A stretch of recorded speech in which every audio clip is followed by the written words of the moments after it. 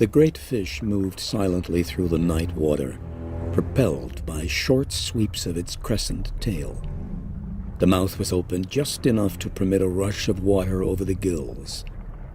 There was little other motion, an occasional correction of the apparently aimless course by the slight raising or lowering of a pectoral fin. The eyes were sightless in the black, and the other senses transmitted nothing extraordinary to the small, primitive brain. The land seemed almost as dark as the water, for there was no moon. All that separated sea from shore was a long, straight stretch of beach, so white that it shone.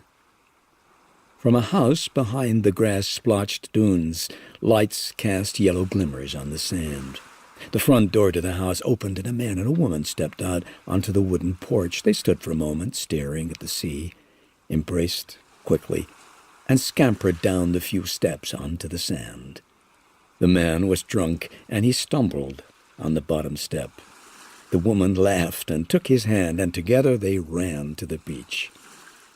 "First, a swim," said the woman, "to clear your head." "Oh, forget my head," said the man, giggling. He fell backward onto the sand, pulling the woman down with him. Afterward, the man lay back and closed his eyes, and the woman looked at him and smiled. "Now, how about that swim? You go ahead. I'll wait for you here." The woman rose and walked to where the gentle surf washed over her ankles. The water was colder than the night air, for it was only mid-June. She called back, "Are you sure you don't want to come?" But there was no answer from the sleeping man.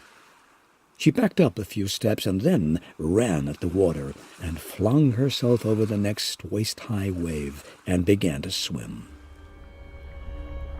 100 yards offshore, the fish sensed a change in the sea's rhythm. It did not see the woman, nor yet did it smell her. Running within the length of its body were a series of thin canals dotted with nerve endings, which detected vibrations that signaled the brain. The fish turned towards shore. The woman continued to swim away from the beach. The tide was slack, but she was tiring, so rested for a moment, treading water. The vibrations were stronger now, and the fish recognized prey. The sweeps of its tail quickened, thrusting the giant body forward with a speed that agitated the tiny phosphorescent animals in the water and caused them to glow, casting a mantle of sparks over the fish. The fish closed on the woman and hurtled past, a dozen feet to the side and 6 feet below the surface. The woman felt only a wave of pressure that seemed to lift her up in the water and ease her down again. She stopped swimming and held her breath. The fish smelled her now, and the vibrations, erratic and sharp, signaled distress. The fish began to circle close to the surface. Its dorsal fin broke water, and its tail, thrashing back and forth, cut the glassy surface with a hiss. For the first time, the woman felt fear, though she did not know why. Adrenaline shot through her, urging her to swim faster. She guessed that she was 50 yards from shore. She could see the lights in the house, and for a comforting moment she thought that she saw someone pass by one of the windows. The fish turned suddenly, dropped below the surface, and with 2 quick thrusts of its tail was upon her. At first, the woman thought she had snagged her leg on a rock or a piece of floating wood. There was no initial pain, only one violent tug on her right leg. She reached down to touch her foot, feeling in the blackness with her left hand, and was overcome by a rush of nausea and dizziness. Her groping fingers found a nub of bone and tattered flesh. She knew that the warm pulsing flow over her fingers and the chill water was her own blood. The woman threw her head back and screamed a guttural cry of terror. Now the fish turned again. This time it attacked from below, hurtling up under the woman, jaws agape. The great conical head struck her like a locomotive. And with the woman's body in its mouth, the fish smashed down on the water with a thunderous splash, spewing foam and blood and phosphorescence in a gaudy shower.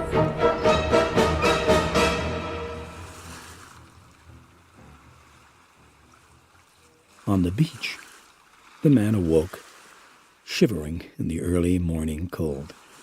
The sun had not yet risen, but a line of pink on the eastern horizon told him that daybreak was near. He stood and began to dress, annoyed that the woman had not woken him when she went back to the house, and he found it curious that she'd left her clothes on the beach.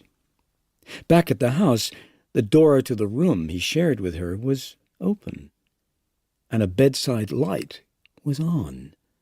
Only then did he permit his mind to consider the possibility of an accident. Very quickly, the possibility became a certainty. He stole into the host's bedroom. "Jack!" "It's me, Tom. Have you seen Chrissy?" "Chrissy? She's with you." "No, she isn't. I can't find her." Jack sat up and turned on the light. "Jesus Christ, it's 5 a.m. You can't find your date?" "I'm sorry. I think we may have a problem." "But when did you see her last?" "On the beach. Then I fell asleep. I found her clothes. Maybe she drowned." Jack looked at him and then glanced at his watch. "I don't know what time the police in this town go to work," he said, "but I guess this is as good a time as any to find out." Patrolman Len Hendricks was sitting at his desk in the Amity police station, reading a detective novel, when the phone rang. "Amity Police, Patrolman Hendricks," he said. "Can I help you?" "This is Jack Foote, over on Old Mill Road. I want to report a missing person. One of my house guests went for a swim at about 1 this morning, and she hasn't come back yet. Her date found her clothes on the beach." Hendricks began to scribble on a pad. "What was the person's name?" "Christine Watkins." "Age?" Say around 25. "Okay, Mr. Foote, we'll get onto it." Hendricks hung up the phone and thought, for all anybody knew, the woman was with some guy she met on the beach. On the other hand, if she was washed up somewhere, Chief Brody would want the whole thing taken care of before the body was found by some nanny with a couple of young kids, and it became a public nuisance. Hendricks dialed Chief Brody's home number. Brody rolled over and picked up the receiver. "Yeah." "Chief, this is Hendricks. I hate to bother you this early, but—" "Leonard, this had better be good." "I think we got a floater on our hands, Chief." "A floater? What in Christ's name is a floater?" It was a word Hendricks had picked up from his nighttime reading. A drowning," he said, embarrassed. "I didn't know if you'd want to check it out before people start swimming." Brody heaved an exaggerated sigh. "Okay, Leonard, I'll take a look on my way in, just to make sure your floater isn't cluttering up someone's beach. See you later." It was nearly 6:30 when Brody turned onto the Old Mill Road. The sun was well up. The sky was cloudless. Every 100 yards or so he stopped the squad car and surveyed the beach. There was no sign of a body. He drove on to the station house. Hendricks was finishing up his paperwork when Brody walked in and looked disappointed that Brody wasn't dragging a corpse behind him. "No luck, Chief?" "That depends on what you mean by luck, Leonard. If you mean, did I find a body, and if I didn't, isn't it too bad, the answer to both questions is no." Brody poured himself a cup of coffee and began to flip through the morning papers. When the day shift appeared at 8, Hendricks was finishing up as Brody came out of his office. "I'm going out to see Foote, Leonard. Do you want to come along? I thought you might want to follow up on your floater." Brody smiled. "Oh, sure," said Hendricks. "I got nothing else going today." They drove out in Brody's car. The young man, Tom Cassidy, met them at the door. It took less than 5 minutes for Brody to learn everything he needed to know. "Mr. Cassidy," he said, "I don't mean to sound flip or anything, but has Miss Watkins got a habit of doing strange things? I mean, like taking off in the middle of the night or walking around naked?" "Not that I know of," said Cassidy, "but I really don't know her too well." "Oh, I see. Then I guess we'd better go down to the beach again." The three men walked down to the beach. "Leonard, you go east," Brody said to Hendricks. "We'll go west. You got your whistle?" "I got it." Hendricks started eastward, walking with his head down, looking at the tiny shells and tangles of seaweed. A few bugs skittered out of his path. Every now and then he looked up to see if Brody and Cassidy had found anything. They were about half a mile away when he saw a clump of weed and kelp that seemed unusually large. When he reached it, Hendricks bent down to pull some of the weed away. For a few seconds, he stared, frozen, rigid. He fumbled in his pocket for his whistle, put it to his lips, and tried to blow. He vomited, staggered back, and fell to his knees. "Wait," said Brody, stopping. "I think that was a whistle. Come on." Hendricks was still on his knees when they got to him. "Mr. Cassidy, stay back there, will you?" said Brody. He pulled apart some of the weeds, and when he saw what was inside, he felt bile rise in his throat. "You might as well look now, Mr. Cassidy, and tell me if it's her or not." "That?" Cassidy said, pointing at the weed. "What do you mean?" "It's her." Brody was still fighting to control his stomach. "I think," he said, "that it may be part of her." Cassidy shuffled forward. "Oh, my God." He put a hand to his mouth. "Is it her?" Cassidy nodded. "What happened to her?"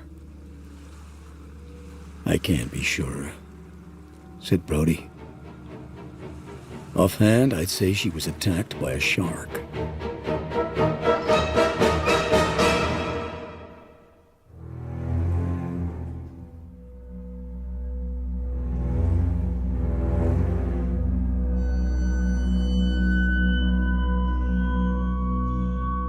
By 11 o'clock, Brody was back in his office, filling out forms about the accident when the phone rang.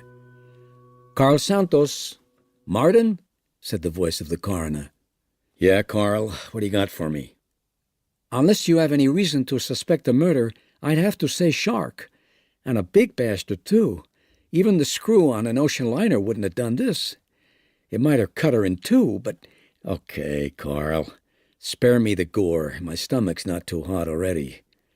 Brody hung up, typed "shark attack" in the cause of death space on the forms, and leaned back in his chair. It was the beginning of the summer season, and Brody knew that on the success or failure of those 12 brief weeks rested the fortunes of Amity for a whole year. Local merchants all needed a boom summer to support them through the winter. Even after the best of summers, Amity winters were rough. Brody knew people would be against publicizing the attack. Still, he thought, one death in mid-June before the crowds come would probably be quickly forgotten. The fish might well have disappeared already. But Brody wasn't willing to gamble lives on the possibility. He intended to close the beaches for a couple of days, to give the shark time to travel from the Amity shoreline. He called the editor of the Amity Leader, Harry Meadows. "Harry, free for lunch?" "My place or yours?" said Meadows. Suddenly Brody wished he had not called at mealtime. His stomach was still groaning, and the thought of food nauseated him. "Yours, I guess. Why don't we order from Size?" Brody called his wife, Ellen, to tell her that he would not be home for lunch, and when he arrived, Meadows, an immense man, was unwrapping his lunch with the loving care of a jeweler showing off rare gems. He slid Brody's sandwich across the desk to him. "Food may kill me," Meadows said, seeing Brody's expression, "but I'd rather go my way than end up in the belly of a shark." Brody was in the midst of swallowing an egg sandwich. "Don't do that to me," he said. "Now about the Watkins thing. The coroner says it was a shark attack, clear and simple. And if you'd seen the body, you'd agree." "I did see it." "So, you agree?" Yeah, I agree. That's what killed her. I'll tell you. I called a young guy I know up at the Woods Hole Oceanographic Institute. I described the body to him, and he said it's likely that only one kind of shark would do that." "What kind?" "A great white. There are others that attack people, but this fella, Hooper, Matt Hooper, he told me that to cut a woman in half like that, you'd have to have a fish with a mouth like this." He spread his hands about 3 feet apart. "And the only shark that grows that big and attacks people is the great white.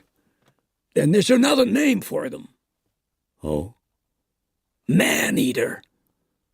And he also said that it's common for a great white to come into water this cold." "You've done a lot of checking into this, Harry."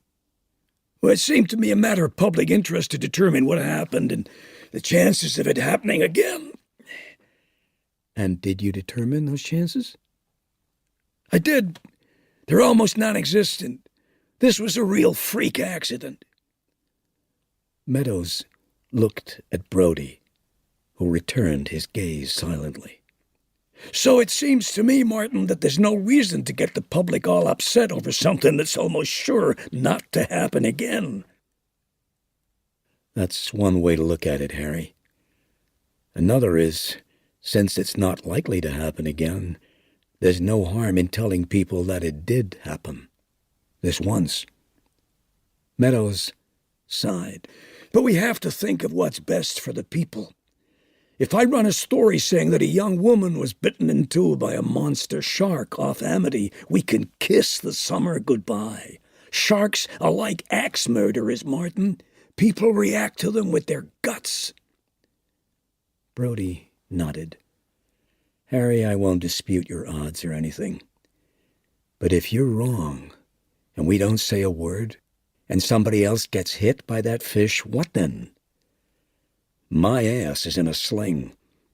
I'm supposed to protect people around here. The least I can do is warn them that there is a danger. And your ass is in a sling, too. You're supposed to report the news. And there's just no question that someone killed by a shark is news. I want you to run the story, Harry. And I want to close the beaches. Just for a couple of days." Meadows sat back in his chair. "Well, I can't speak for your job, Martin, but as far as mine is concerned, the decision's already been made. There won't be any story about the attack in the Leader. I've gotten 6 phone calls already this morning, 5 from advertisers, and the 6th from Mr. Coleman in New York. Mr. Coleman, who owns 55% of this paper." Brody stubbed out his cigarette. "Okay, Harry. Well, even if you're not going to run a story, I'm going to close the beaches." 10 minutes after Brody returned to his office, the intercom sounded. "The mayor's here to see you, Chief." Brody smiled. Send his honor in. Larry Vaughn was a handsome man, in his early 50s, with a full head of salt and pepper hair and a body kept trim by exercise. He had made a great deal of money in post-war real estate in Amity, and he was the senior partner in the most successful agency in town. Brody liked him. "I just talked to Harry Meadows," Vaughn said as he entered Brody's office. "Where are you going to get the authority to close the beaches?" "Well, Larry, officially I'm not sure I have it," Brody said. "But I figure it's my responsibility to keep the people who live here as safe as I can." "I don't want you to close the beaches." "So I see. The 4th of July isn't far off, and that's the make-or-break weekend. This town doesn't need that kind of publicity. We'd be cutting our own throats." "It doesn't need any more people killed, either." "Nobody's going to get killed, for God's sake. If you won't listen to reason, will you listen to me as a friend? I'm under a lot of pressure." "I'm sorry, Larry. If you don't listen to me, you may not have your job much longer." And from his jacket pocket, Vaughn took a copy of the corporate charter. "Read it yourself. It's right here. Even though you were elected to the chief's job by the people, the selectmen have the power to remove you." Brody read the paragraph. "You really do want this, don't you, Larry?" "Trust me, Martin, you won't be sorry." Brody sighed. "I don't like it. It doesn't smell good. But if it's that important, it is that important. And we do have one thing going for us. Miss Watkins was a nobody, a drifter, no family. So she won't be missed." For the next few days, the weather remained clear and unusually calm. Sunday was the 20th of June. By noon, the beach in front of Scotch and Old Mill Roads was speckled with people. Husbands lay semi-comatose on beach towels, trying to gain strength from the sun before an afternoon of tennis and the trip back to New York. Wives leaned against aluminum backrests, reading John Cheever and interrupting themselves now and then to pour a cup of dry vermouth from the cooler.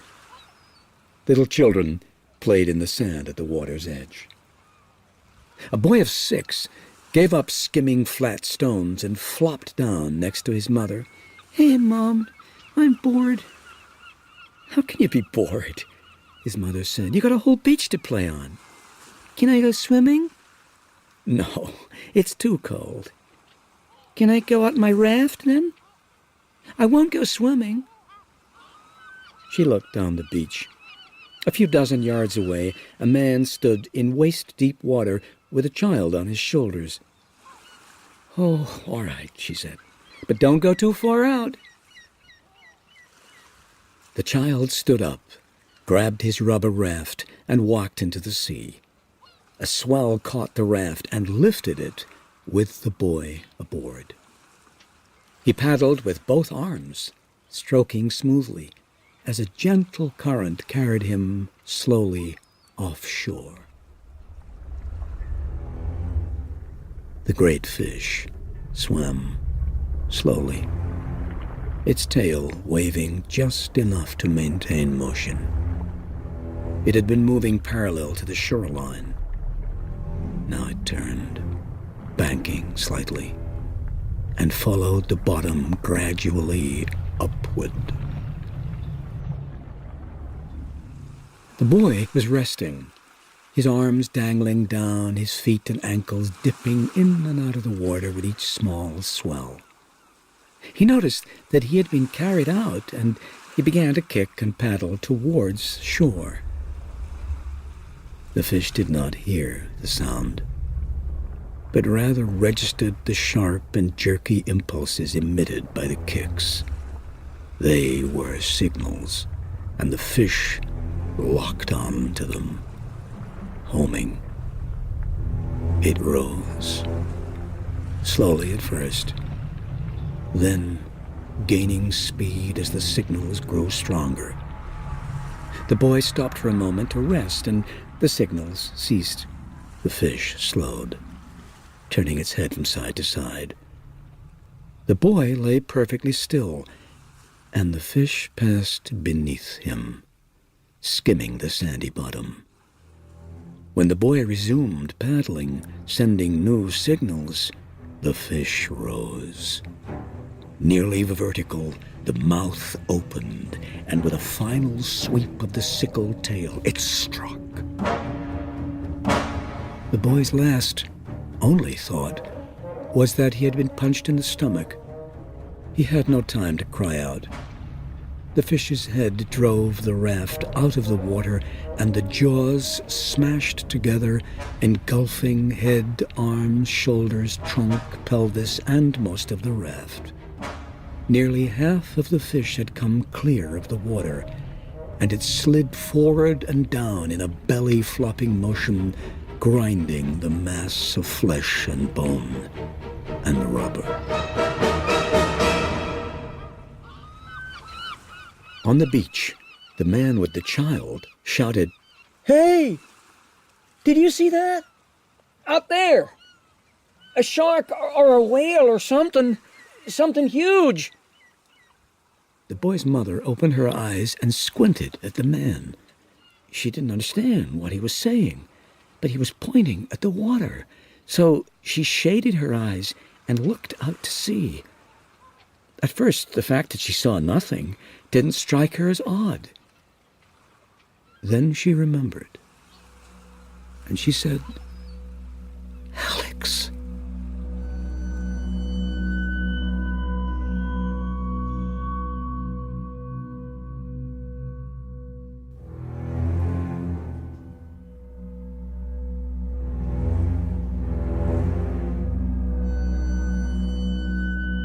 The phone rang when Brody was at home having lunch with his wife, Ellen.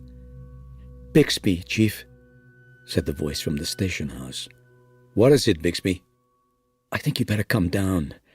I've got this hysterical woman on my hands, Chief. What's she hysterical about? Her kid. Out by the beach? A twinge of unease shot through Brody's stomach. He should have closed the beaches. I'll be right there. Harry Meadows was waiting in the parking lot when Brody drove up. Who's in there, Harry? A man from the New York Times, the woman, and the man who says he saw it happen. How did the Times get hold of it? Oh, bad luck. He was on the beach. And do they know about the Watkins thing? I don't know. But if the Times prints, then I'll have to, too. Who are you going to say ordered it hushed up? Larry Vaughn? I'm not going to say anybody ordered it hushed up. What about the truth? What about telling it the way it happened? Say that I wanted to close the beaches and warn people, but the selectmen disagreed. And say that because I was too much of a chicken to fight and put my job on the line, I went along with them. Oh, come on, Martin. We took a gamble and lost. It's all there is to it. Brody entered his office through a side door, leaving Harry to go in the front. A man stood by the back wall. The boy's mother, a Mrs. Kintner, was sitting in front of the desk clutching a handkerchief. She was wearing a robe over her bathing suit. Her feet were bare. The young man stepped forward. Bill Whitman, from the New York Times. Are you prepared to list this as a shark attack? Listen, Mr. Whitman. We have no witnesses who saw anything but a splash. We have no body, no real evidence that anything violent happened to the boy. I mean, except that he's missing. The sound of tires grinding over gravel out front stopped Brody. A car door slammed, and Len Hendricks charged into the station, wearing nothing but a bathing suit. Chief, there's been another attack, said Hendricks. Oh, when was the first one? The Times man asked quickly. Before Hendricks could answer, Brody jumped in. We were discussing it, Leonard. I don't want anyone jumping to conclusions. For God's sake, the boy could have drowned. Boy? said Hendricks. "What boy? This was a man. It was an old man. 5 minutes ago, he was just beyond the surf. He screamed, and his head went under, and blood was flying all over the place. That's the biggest damn fish I ever saw in my whole life. Big as a station wagon." Hendricks paused. He looked up, his eyes red and filling with tears of exhaustion and fright. "Jesus.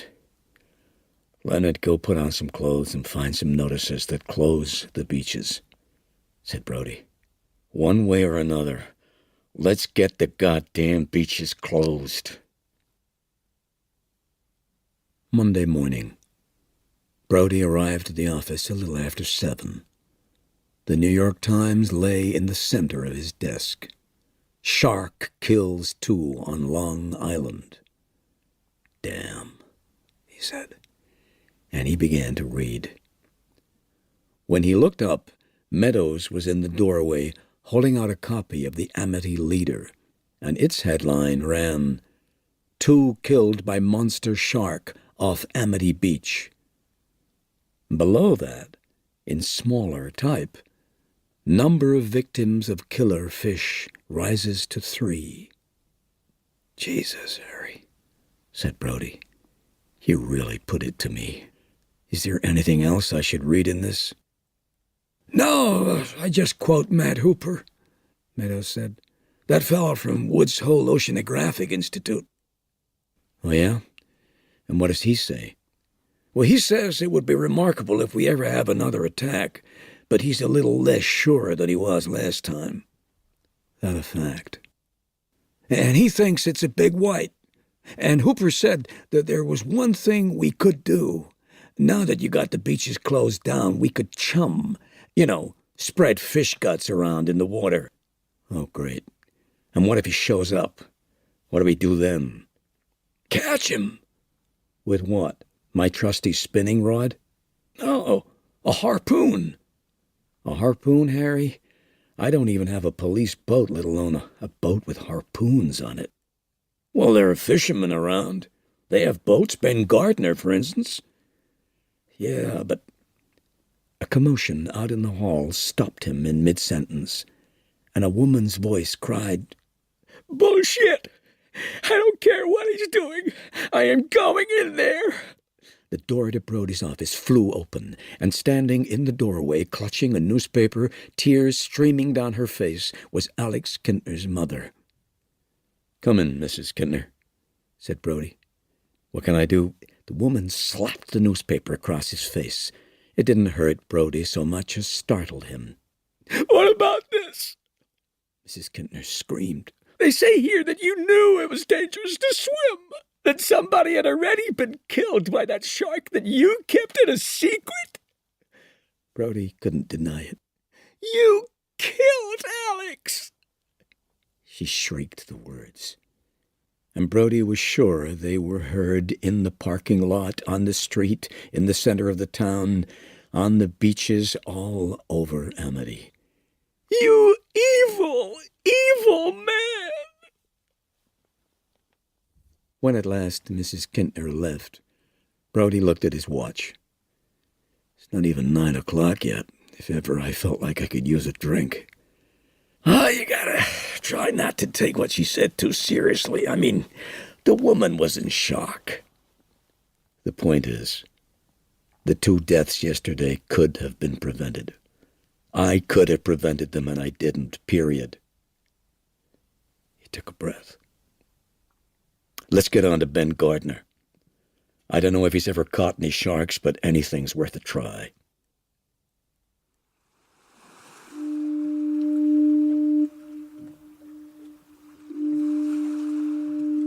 Thursday morning was foggy, a wet ground fog so thick that it had a taste, sharp and salty. Around midday it lifted. Sunlight streaked through the clouds, stabbing shiny patches of blue onto the gray-green surface of the sea.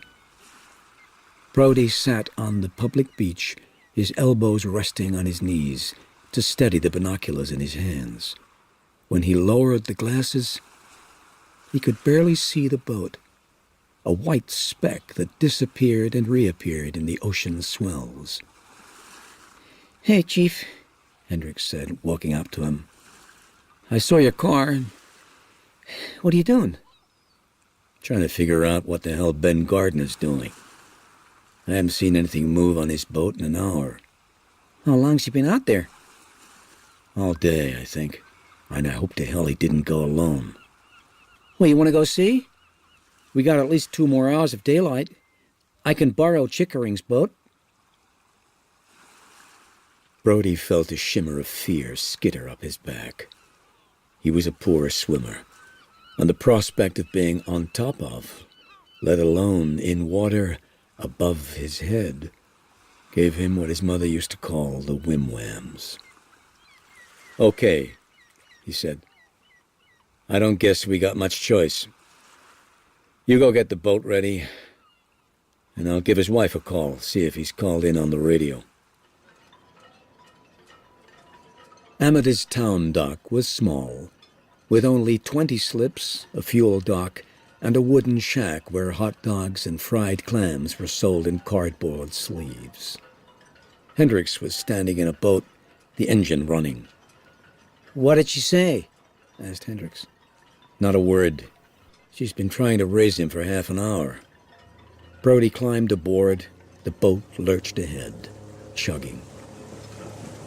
"Any life jackets?" asked Brody. "Oh, just the cushions." "They'd hold you up all right, if you're an 8-year-old boy." "Oh, thanks." Gardner's boat was about 3/4 of a mile from shore. As they drew near, Hendricks throttled down, and they closed quickly. There were no signs of life. "Hey, Ben!" As they drew level, Brody grabbed the gunwale. Hendricks looped the line over the railing, and they climbed aboard. "You in there, Ben?" Hendricks called. A sudden noise made Brody jump. "Whiskey Zebra Echo 259er," said a voice cracking over the radio. "You there, Jake?" "So much for that theory," said Brody. He never turned off his radio. "I don't get it, Chief. He didn't carry a dinghy, and he swam like a fish, so..." Brody gazed down into the water. For a moment he stared dumbly at the transom, unseeing. Then the pattern began to take shape. A pattern of holes, deep gouges in the wooden transom, forming a rough semicircle more than 3 feet across. And at the bottom of the transom, just at the waterline, 3 short smears of blood. "Please, God," thought Brody, "not another one." "If I hold your legs, Leonard, you think you can lean over and take a look at those holes down there?" "I guess so. Hold me tight, Chief, please." Brody took one of Hendricks' legs under each arm and lifted. Hendricks rose, then bent over the transom. "Son of a bitch," he said, struggling with something. "Look at that thing. Hey, pull me up." Brody stepped backward, hoisting Hendricks over the transom. "Look, I got this. It was stuck in one of them holes."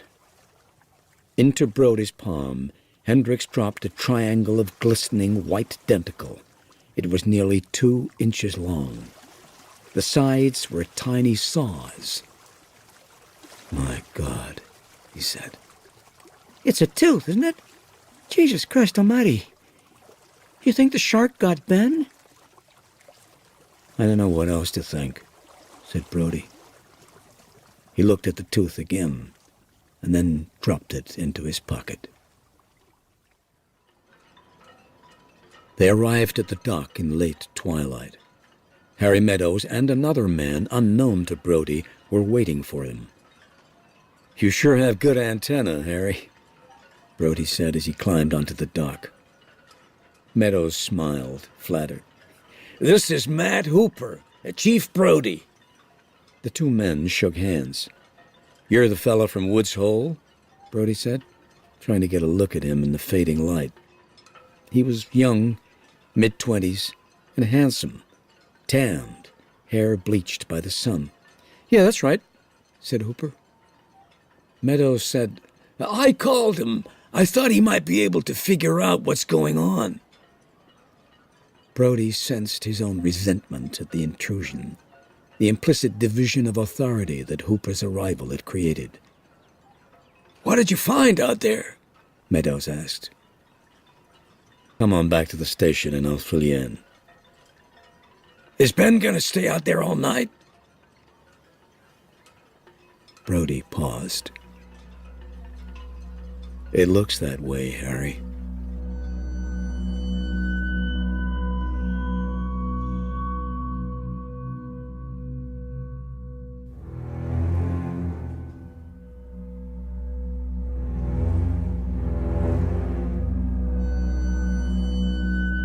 Brody arrived at police headquarters before Meadows and Hooper.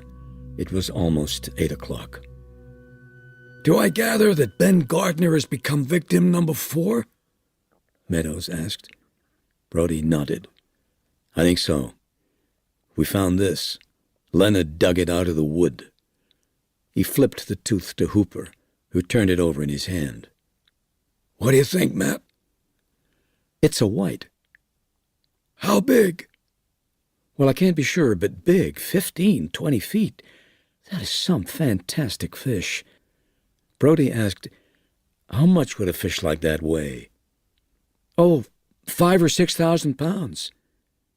Brody whistled. 3 tons. "Do you have any thoughts about what happened?" Meadows asked. "From what the chief says, it sounds like the fish killed Mr. Gardner."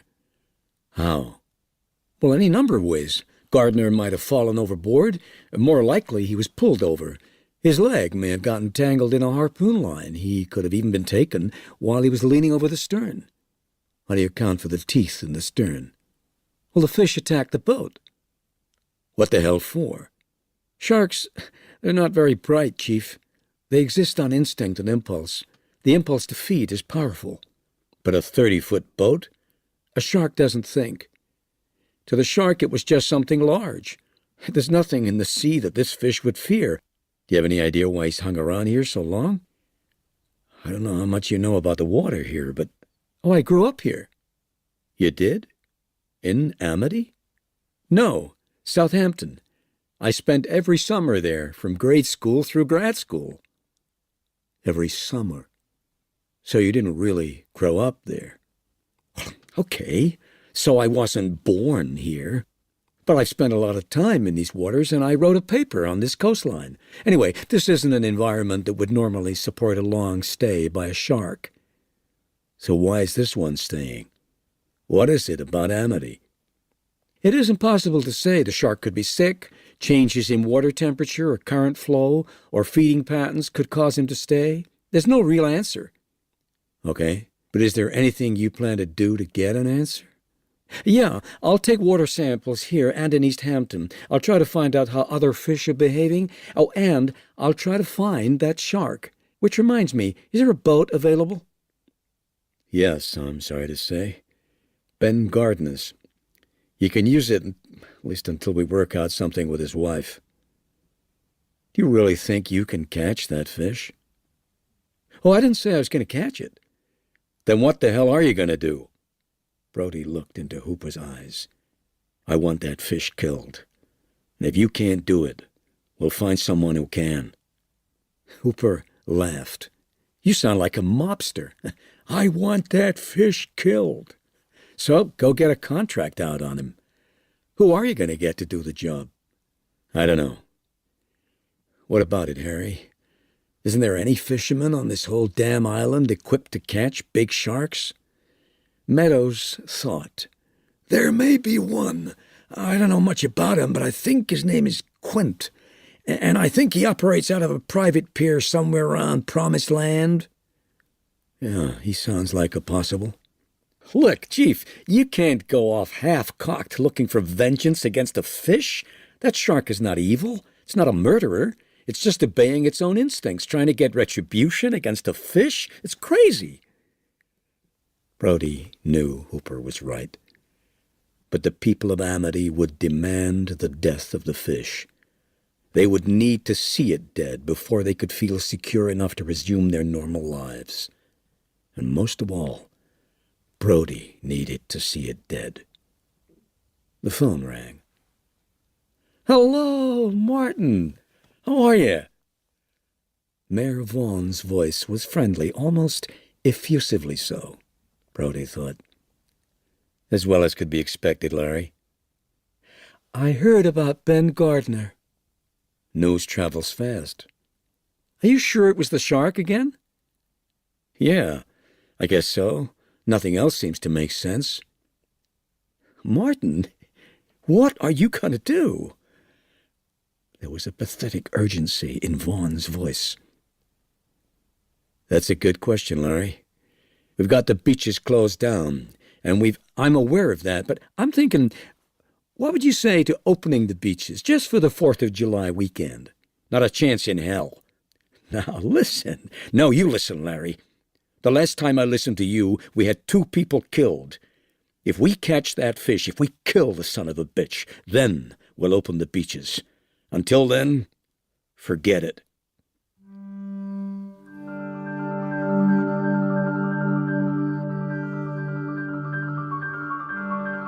On her way home, Friday, noon, after a morning of volunteer work at the hospital, Ellen Brody stopped at Amity Hardware. There was no response to the tinkle of the bell that the door struck as she opened it. She waited for a few seconds, and then called, "Albert!" Ellen Brody was 36, 5 years younger than her husband. Summers were bad times for her, for in the summer she was tortured by thoughts of lives that could have been. She saw people she'd grown up with, prep school classmates, now married to bankers and brokers, summering in Amity and wintering in New York. Women who, Ellen was convinced, joked among themselves about Ellen Shepherd marrying that policeman. Ellen was 21 when she met Brody. She had just finished her junior year at Wesley and was spending the summer in Amity with her parents, and not eager to live a life that was a repetition of her parents. When Brody asked her out to dinner, she accepted out of curiosity. She found him strong, simple, kind, sincere. They were married that November. Although the shedding of her summer people stigma earned her the affection of year-round residents of Amity, it cost her much that was pleasant in the first 21 years of her life. It was as if she had moved to another country. "Hi, Ellen. What can I do for you?" Albert Morris, the owner, came out from back of the store. "I need a new nozzle for my kitchen sink." "No problem.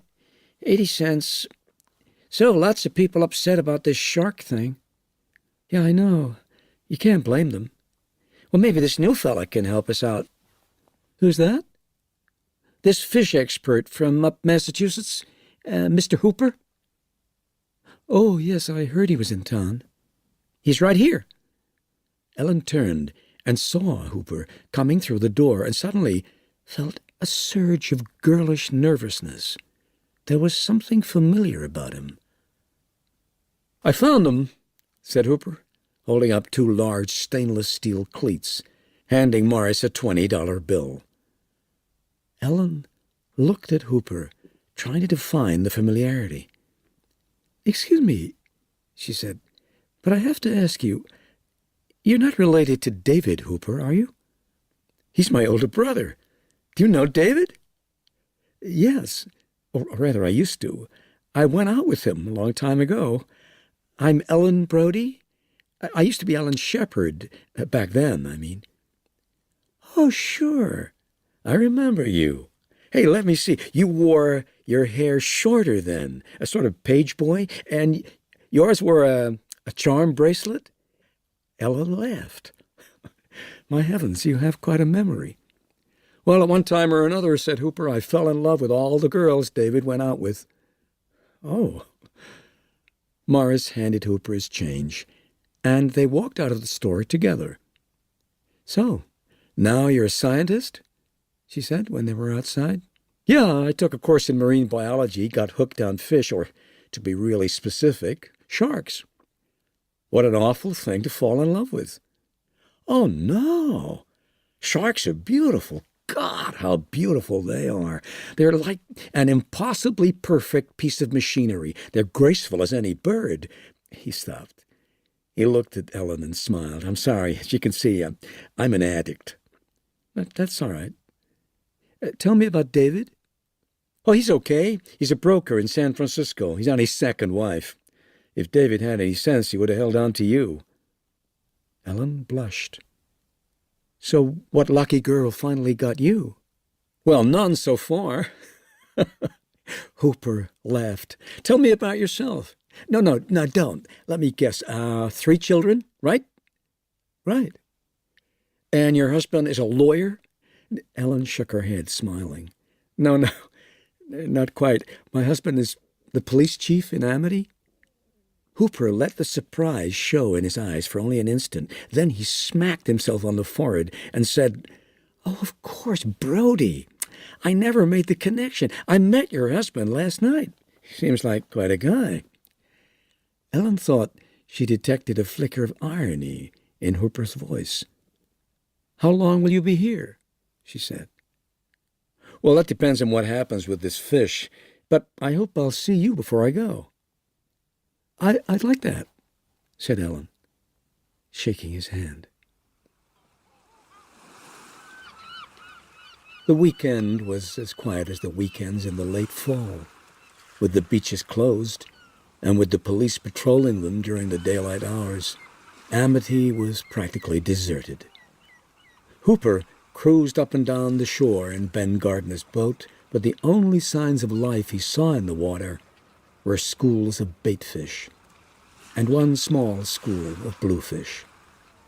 By Sunday night, he was ready to conclude that the fish had gone back to the deep. What makes you think so? Brody had asked. Well, isn't that a sign of him? Said Hooper.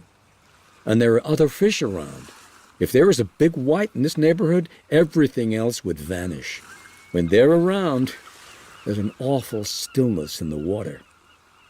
I'm not convinced, said Brody. At least not enough to open the beaches. Not yet. He knew that after an uneventful weekend, there would be pressure from the mayor, from real estate agents, from merchants to open the beaches. He almost wished Hooper had seen the fish. On Monday afternoon, Brody was sitting in his office when Ellen called. What do you think about giving a dinner party? What for? Well, just to have a dinner party. We haven't had one in years. Well, I guess it's all right if you want to. Who are you going to invite? I think we should have Matt Hooper. Hooper? Well, didn't I tell you? I ran into him in Albert Morris's on Friday. I'm sure I mentioned it to you. It turns out he's the brother of the Hooper that I used to know. Oh. When are you planning this shindig for? I was thinking about tomorrow night. Maybe 6 or 8 people. The Baxters. Oh. You mean summer people. Okay. Who else? Somebody I can talk to. How about the Meadows? All right. And some nice young thing for Hooper. A girl. Yeah, if you think so. Okay, well, I'll see you later, Brody said, and he hung up. He saw something ominous in this dinner party. He couldn't be sure, but he believed that Ellen was launching another campaign to re-enter the world he had taken her from. And this time, she had a lever with which to jimmy her way in. Hooper.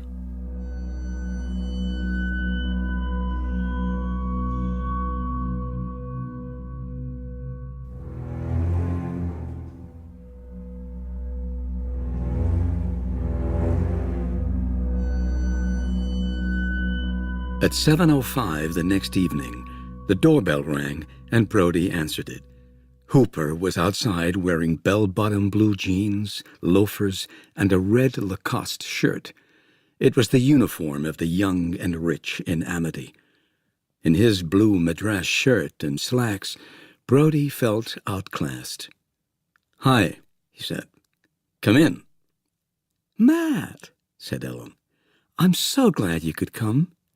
"I'm sorry I don't look more respectable. I only brought working clothes." "Oh, don't be silly. You look wonderful." "I have something for the hostess," said Hooper, pulling out a small package wrapped in tissue. "To make up for my clothes?"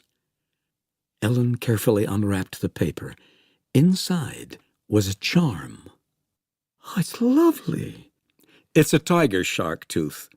There's supposed to be a superstition that if you keep it with you, you'll be safe from shark bite. Under the present circumstances, I thought it would be appropriate." "Oh, I'll put it on right now. You never know, and you might meet a shark at dinner." Brody went into the kitchen to fix a drink. He took a breath and clenched and unclenched his fists. He felt Ellen was trying to impress Hooper. Christ, he had to be 10 years younger than her, or almost. So why was she putting on her super-sophisticated act? He mixed himself a large rye and ginger and took a long slug. Then he mixed the other drinks, topped himself up with more rye, and took them through, just as the boys came downstairs. "Come here, boys. Meet Mr. Hooper," said Ellen. "Mr. Hooper is an oceanographer. An ichthyologist, actually," he said. "A zoologist who specializes in fish life." "Are you going to catch the shark?" asked Martin Jr. "Well, I'm going to try to find him." The Meadows arrived at the same time as Daisy Wicker, a tall, slim girl with long, straight hair. Brody led them into the living room and took orders for more drinks. When he returned, Daisy Wicker was standing alone, gazing around, smiling. "Thinking of something funny?" "No, I guess I've never been in a policeman's house before." "What did you expect, bars on the windows?" "No, I was just curious. Do you like being a policeman?" "Yes. It's a good job, and it has a purpose to it." "Don't you feel alienated?" "Why the hell should I feel alienated? Alienated from what?" "From the people. I mean, the only thing that justifies your existence is telling people what not to do. Doesn't that make you feel freaky?" "No, I don't feel freaky. Excuse me," he said. "I have to tend to the other guests." "Sure. Nice talking to you." Ellen was in the kitchen. "Where the hell did you find that girl?" he said. "Under a rock?" "Who? Daisy?" He poured himself another drink. "What is the matter with you?" "Well, I guess I don't like strange people coming into my house and insulting me." "Oh, Martin, for my sake, please." "Don't worry." But halfway through the meal, a wave of nausea hit him. It was the wine. It had to be the wine. He was distracted by the image of Ellen talking to Hooper. Every time she spoke, she touched his arm. Lightly, but, Brody thought, intimately, as if they were sharing secrets. "I sure as hell feel alienated right now," he thought.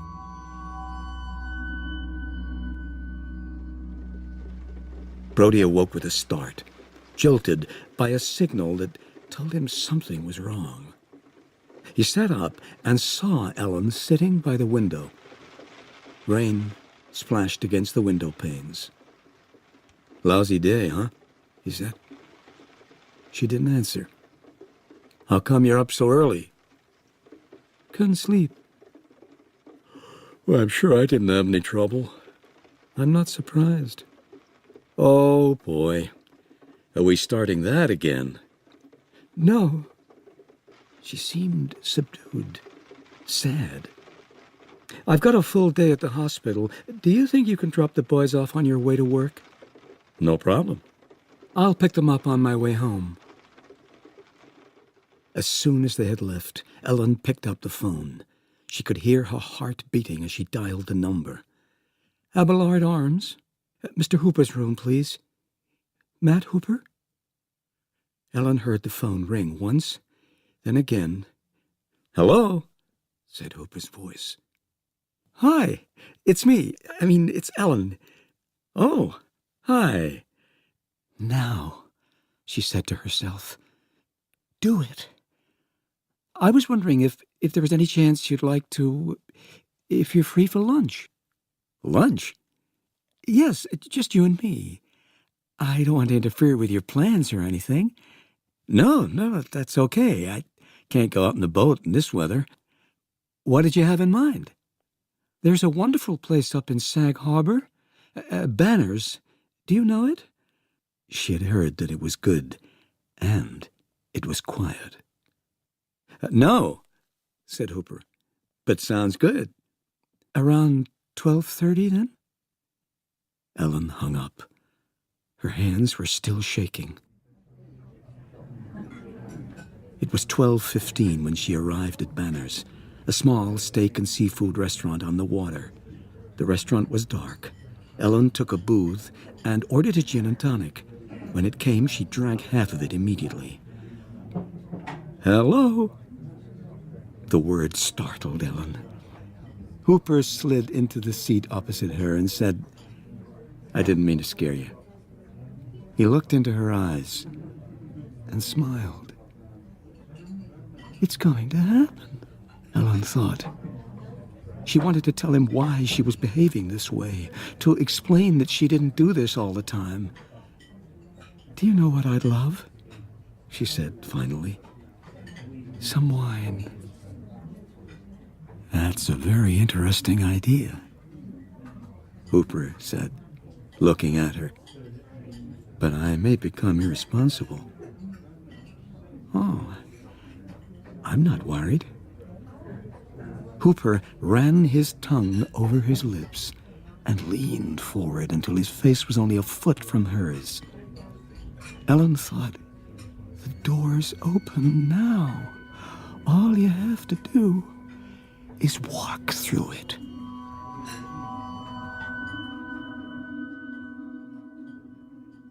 Ellen arrived home a little before 4:30.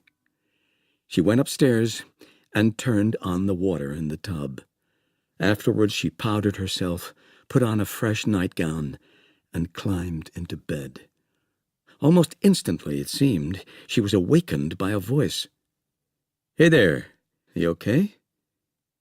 She opened her eyes and saw Brody sitting on the end of the bed. She sat up. "What time is it?" 6. I got the kids. I figured I'd better once I couldn't reach you." "You try to reach me?" "Couple of times. I was calling to apologize for whatever I did that got you upset last night." A twinge of shame struck Ellen. I felt so awful, I took a pill and went to bed."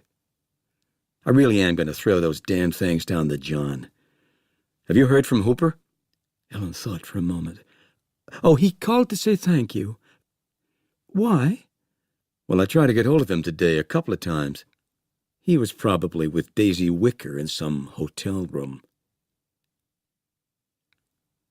On the Thursday morning, Brody got a call summoning him to Vaughan's office for a meeting of the Board of Selectmen. The mayor's office was on the second floor of the town hall, overlooking the town, and in the distance, the Atlantic Ocean. "Are they all inside?" he asked Vaughan's secretary, Janet. "Well, all it's coming," she said. "Plus there's that Mr. Hooper." "When was he elected a selectman?" "I don't know," she said, "but he sure is cute." "Sorry, Janet. He's spoken for." "Oh, by who?" "Daisy Wicker." Janet laughed. "What's funny?" Janet lowered her voice. "Daisy Wicker? Wouldn't be interested."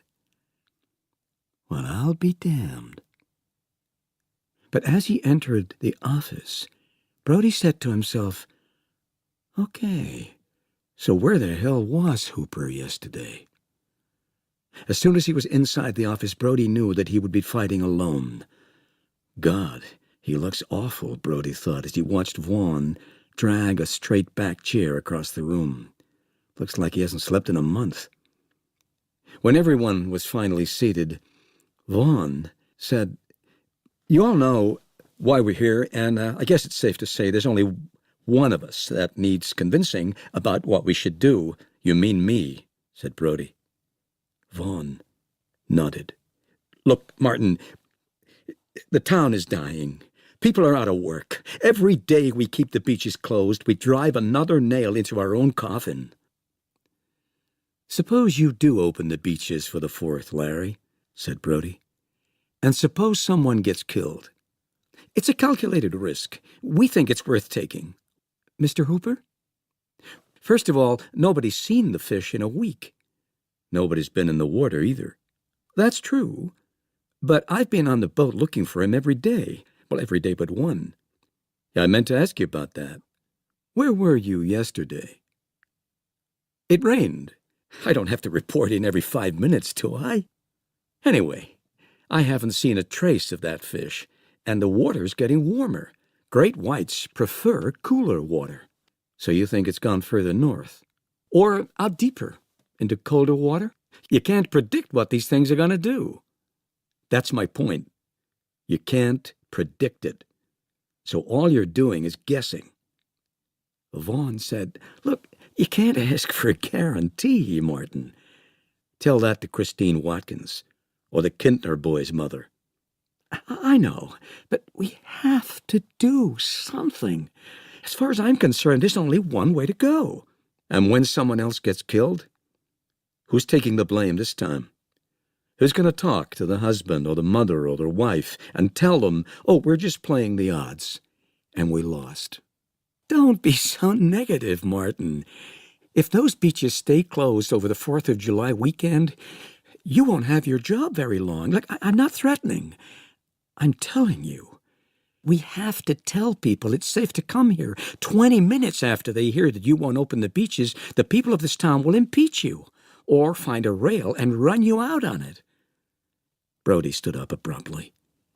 He went over to the window and looked out over the town and the ocean beyond. Sometime, sooner or later, the beaches would have to be opened, even if they never saw the fish again. "Okay, Larry, I'll open the beaches, but I'm going to do it my way. I'm going to post men on the beaches, and I'm going to have Hooper patrol in the boat, and I'm going to make sure every person who comes down there knows the danger." "You can't do that," Vaughn said. "I can do it, Larry, and I will."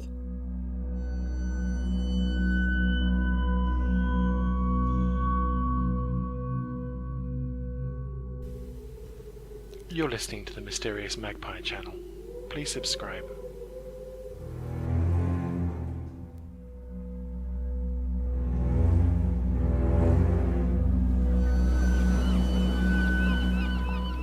Saturday, noon, on the 4th of July weekend.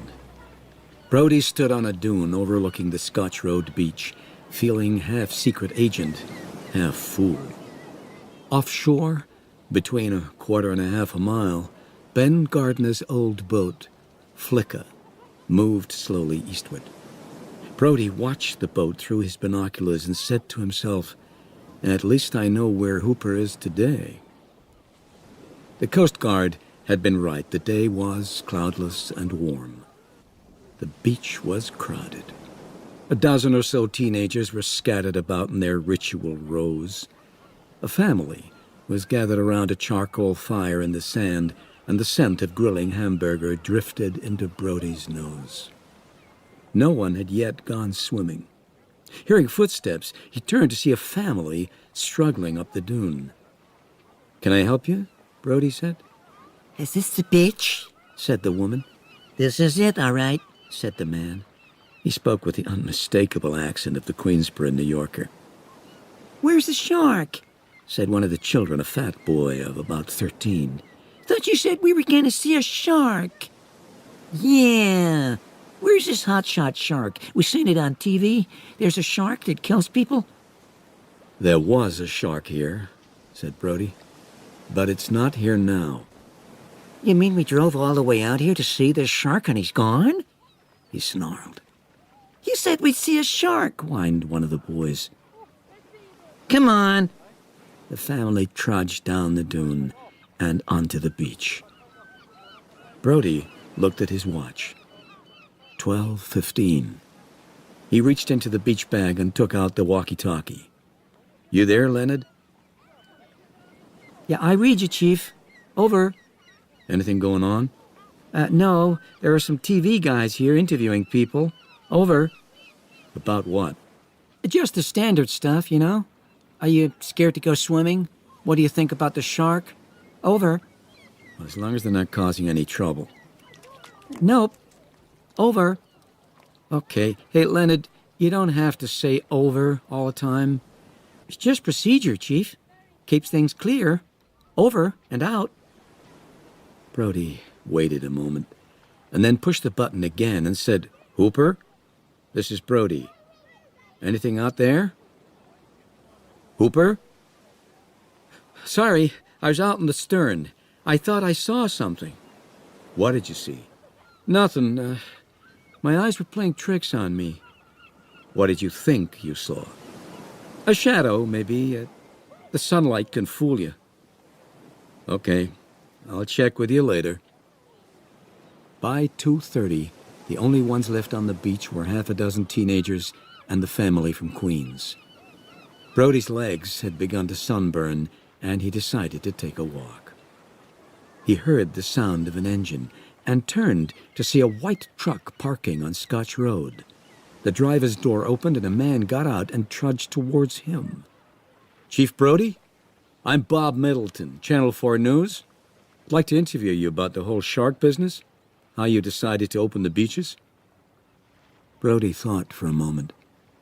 Well, what the hell, he said to himself. Little publicity couldn't hurt the town. All right. Where? Down on the beach. I'll get the crew, and I'll give you a yell when we're ready. Since he'd decided to take a walk, Brody thought that he might as well take it. He headed down to the water, and as he passed a group of teenagers, he heard a boy say, What about it? Anybody got the guts?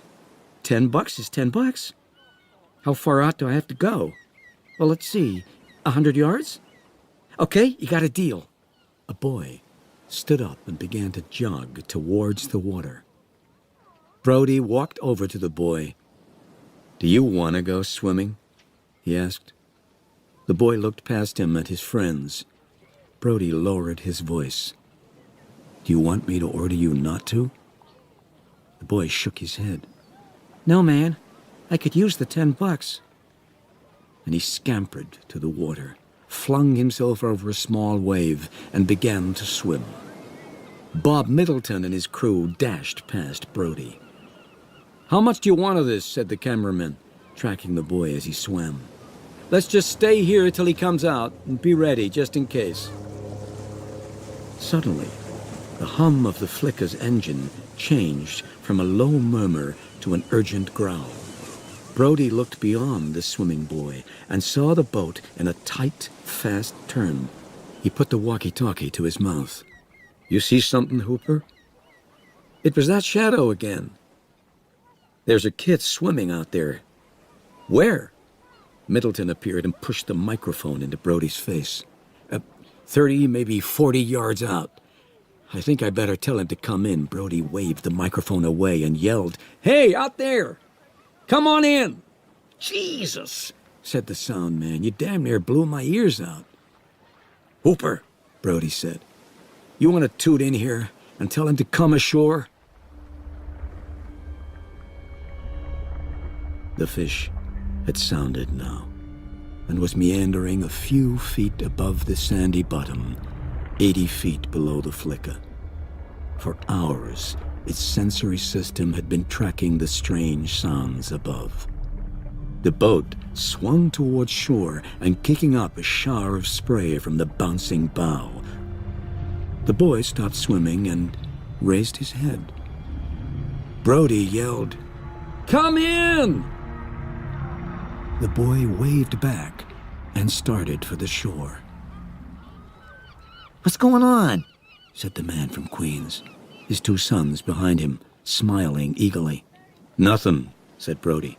I just don't want the boy to get out too far. Is it the shark?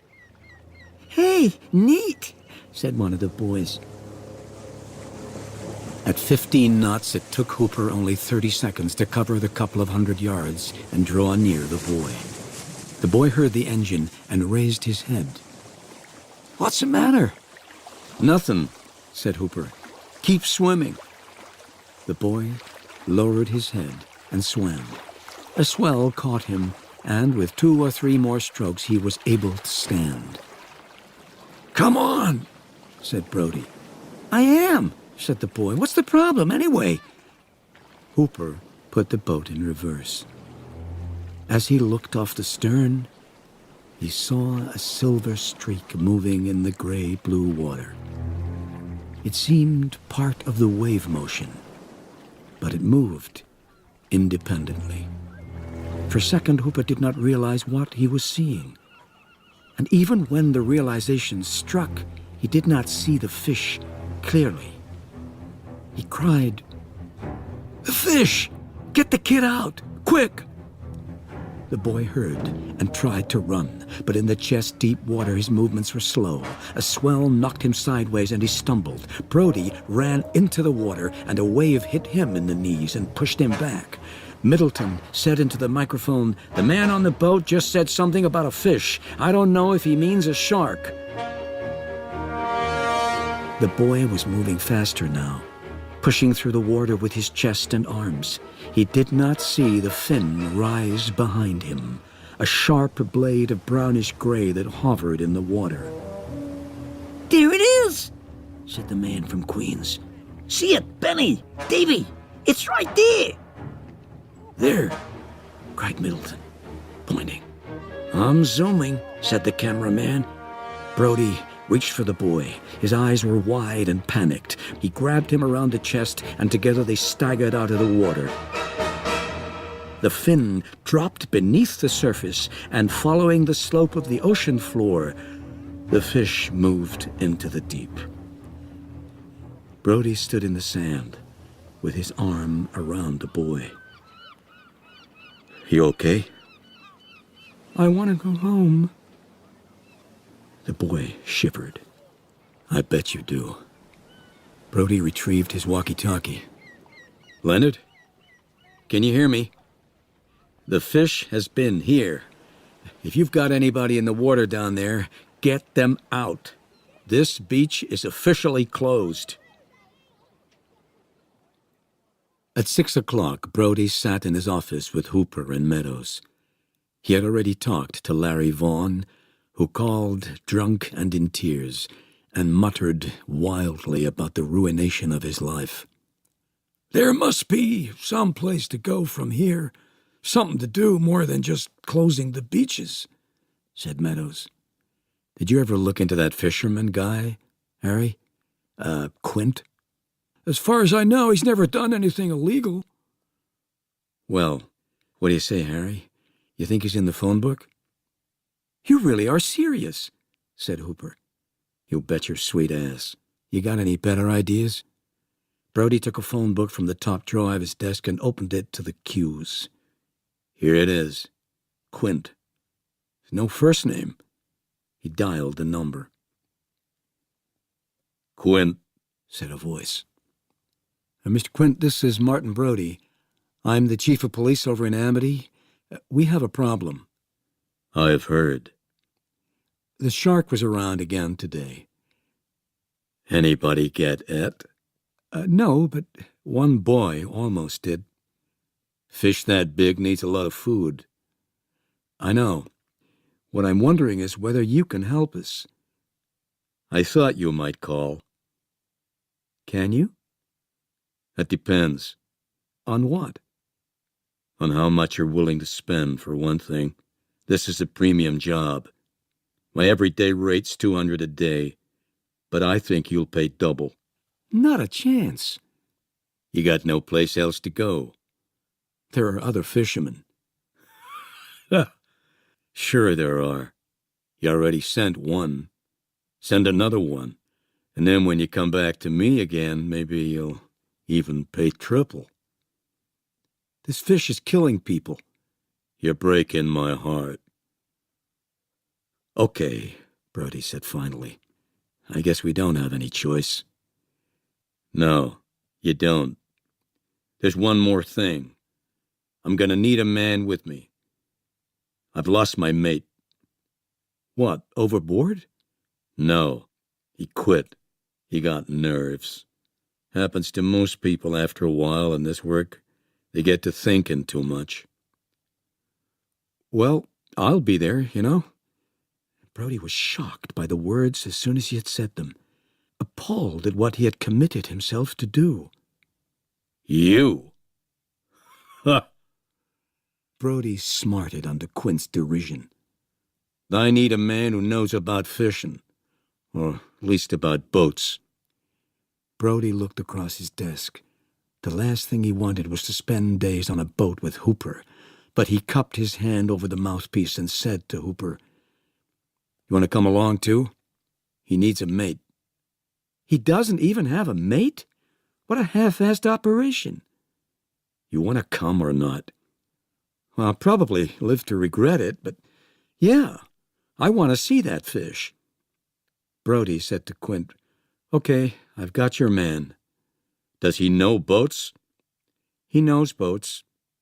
"Monday morning, 6 o'clock. You know how to get here?" "It's Route 27 to the turnoff for the Promised Land, right?" "Yep. Leads right to my dock." "Yours the only boat there?" "Only one. It's called the Orca."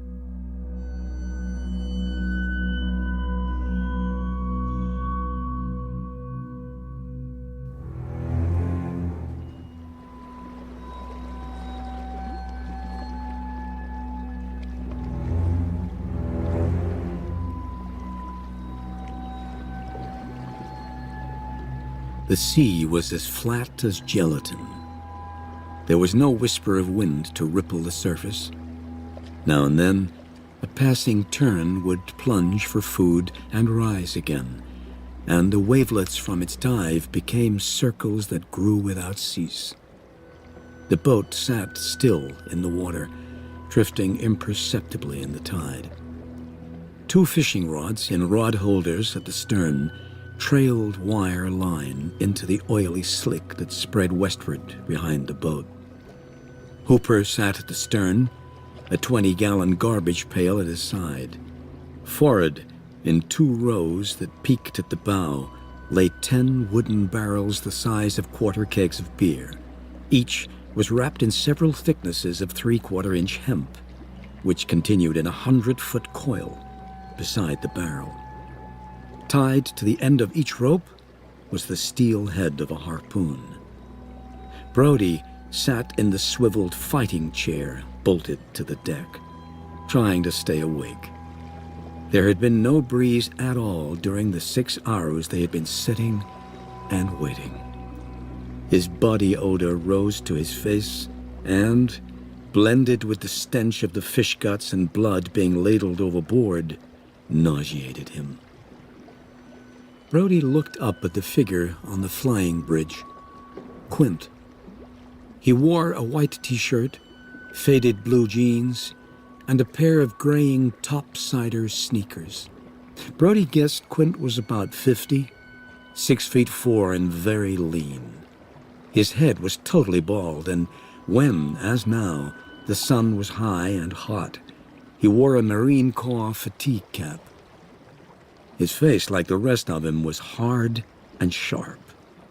When he looked down from the flying bridge, he seemed to aim his eyes, the darkest Brody had ever seen, along his nose, as if it were a rifle barrel. Brody looked at his watch. It was a little after 2. "Do you have a lot of days like this?" "Like what?" His tone did not invite conversation. "Like this, when you sit all day long and nothing happens." "Some. And people pay you even though they never catch a thing?" "That doesn't happen too often.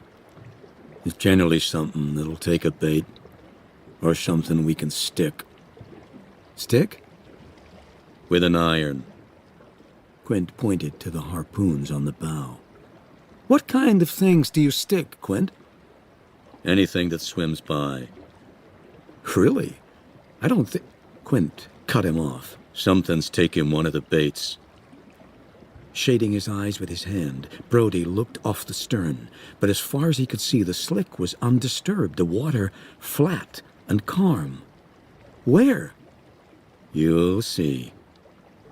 With a soft metallic hiss, the wire on the starboard fishing rod began to feed overboard, knifing into the water in a straight silver line.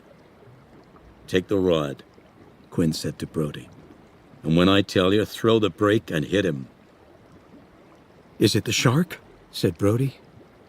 The possibility that at last he was going to confront the fish, the beast, the monster, the nightmare, made Brody's heart pound.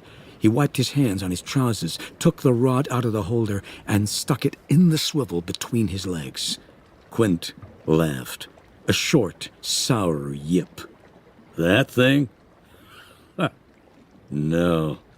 That's just a little fella. Give you some practice for when your fish finds us.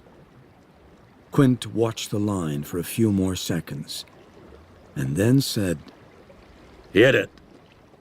Brody pushed the small lever on the reel forward, leaned down, then pulled back. The tip of the rod bent into an arc. With his right hand, Brody began to turn the crank to reel in the fish, but the reel did not respond. Don't waste your energy, said Quint. Hooper, who had been sitting on the transom, stood up and said, Here, I'll tighten down the drag. You will not, said Quint. You tighten the drag down too far and you'll tear the hook out of his mouth. Oh, said Hooper. I thought you were supposed to know something about fishing.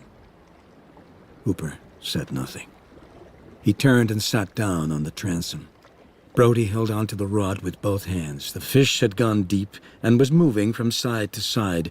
Brody reeled, leaning forward and cranking quickly as he picked up slack, hauling backward with the muscles in his shoulders and back. What have I got here? He said. A blue, said Quint. He must weigh half a ton. Quint laughed. Maybe 150 pounds. Brody hauled and leaned until he finally heard Quint say, Hold it. He stopped reeling. With a smooth, unhurried motion, Quint swung down the ladder from the flying bridge. He had a rifle in his hand, an old Army M1. You want to see the fish? He said. Brody stood and moved to the side of the boat. In the dark water, the shark was acrylic blue. It was about 8 feet long, slender, with long pectoral fins. He's beautiful, isn't he? Said Hooper. Quint flicked the rifle's safety to off. When the shark moved its head to within a few inches of the surface, he squeezed off 3 quick shots. The shark shuddered and stopped moving. He's stunned, maybe, but that's all, said Quint. Quint took a glove from one of his hip pockets, slipped his right hand into it, and grabbed the wire line. From a sheath at his belt, he took a knife. He lifted the shark clear of the water. Watch this. This always gives the folks a boot. With a single swift motion, he slit the shark's belly from the anal fin to just below the jaw. The flesh pulled apart, and the bloody entrails tumbled into the water like laundry falling from a basket. Then Quint cut the leader, and the shark slid overboard. As soon as its head was beneath the water, the shark began to thrash in the cloud of blood and innards. Now watch, said Quint. If we're lucky, in a minute other blues will come around, and they'll help him eat himself. That's quite a show. Brody watched, spellbound. In a moment he saw a flash of blue rise from below. A small shark, no more than 4 feet long, snapped at the body of the disemboweled fish. Soon another shark appeared, and another, and the water began to roil. Fins crisscrossed on the surface. Tails whipped the water. The frenzy continued for several minutes until only 3 large sharks remained, cruising back and forth beneath the surface. Jesus, said Hooper. You don't approve? That's right. I don't like to see things die for people's amusement. Quint snickered, and Hooper said, "Do you?" It ain't a question of liking it or not. It's what feeds me. Quint took out another hook and leader as Hooper resumed his routine of ladling chum into the water. Brody asked, "Anybody want a beer?" Both Quint and Hooper nodded, so he went below and took 3 cans from a cooler. As he left the cabin, Brody noticed an old, cracked and curling photograph of a dead shark lying on a beach, thumbtacked to the bulkhead. "What's the picture?" he asked, passing out the beers. "Just a shark?" Not just a shark. "A big white, about 14, 15 feet, weighed over 3,000 pounds. How did you catch it?" Ironed it. But I tell you, for a while there, it was a question of who was gonna catch who. "What do you mean?" Damn thing attacked the boat. It felt like we was hit by a freight train. Knocked my mate right on his ass. I put an iron in him and we chased him. Christ, we must have chased him halfway across the Atlantic. "Why didn't he go deep?" He couldn't. Not with the barrel following him. He dragged it down for a little while, but before too long the strain got to him and he came to the surface. So we just kept following the barrel. After a couple hours, we got another 2 irons in him and he finally came up real quiet. "Suppose the big white did come around," said Brody. "What would be the first thing you'd do?" Try to keep him interested so he'd stick around till we could get at him. They're pretty stupid fish. If he pulls the same crap the other one did and tacks the boat, we'll just start pumping irons into him as fast as we can, and then let him wear himself down. Most likely the way he'll come will be following his nose right up the slick, and that's where we'll have to give him something special that he can't turn down. Something with a big old hook in it that'll hold him until we can stick him." From the stern, where he was ladling chum, Hooper said, "What's something special, Quint?" Quint smiled and pointed to a green plastic garbage can. Take a look. I've been saving it for a fish like the one we're after. And anything else, it'd be a waste. Hooper walked over to the can and lifted the top. His shock at what he saw made him gasp. Floating vertically in the can full of water was a tiny bottlenose dolphin, no more than 2 feet long.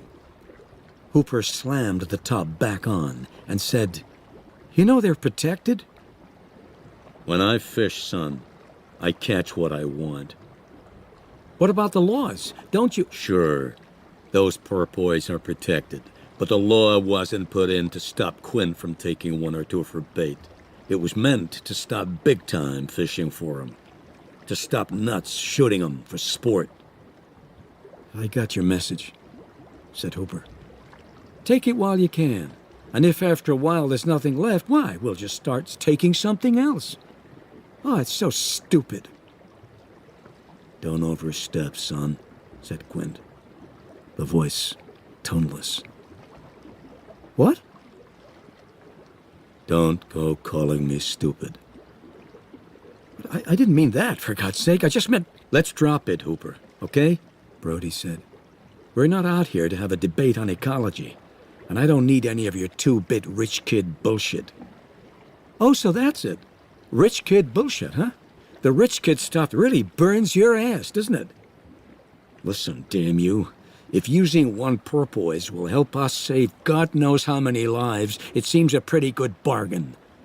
Hooper smirked and said to Brody, "Oh, so now you're an expert on saving lives, are you? Well, let's see. How many could have been saved if you'd closed the beaches?" Brody was on his feet, moving at Hooper, before he consciously knew he had left his chair. "You shut your mouth," he said. Reflexively, he dropped his right hand to his hip. He stopped short. when he felt no holster at his side. Scared by the sudden realization that if he had had a pistol, he might have used it. A quick, sharp laugh from Quint broke the thread of tension. What a pair of assholes. I seen that coming since you came aboard this morning.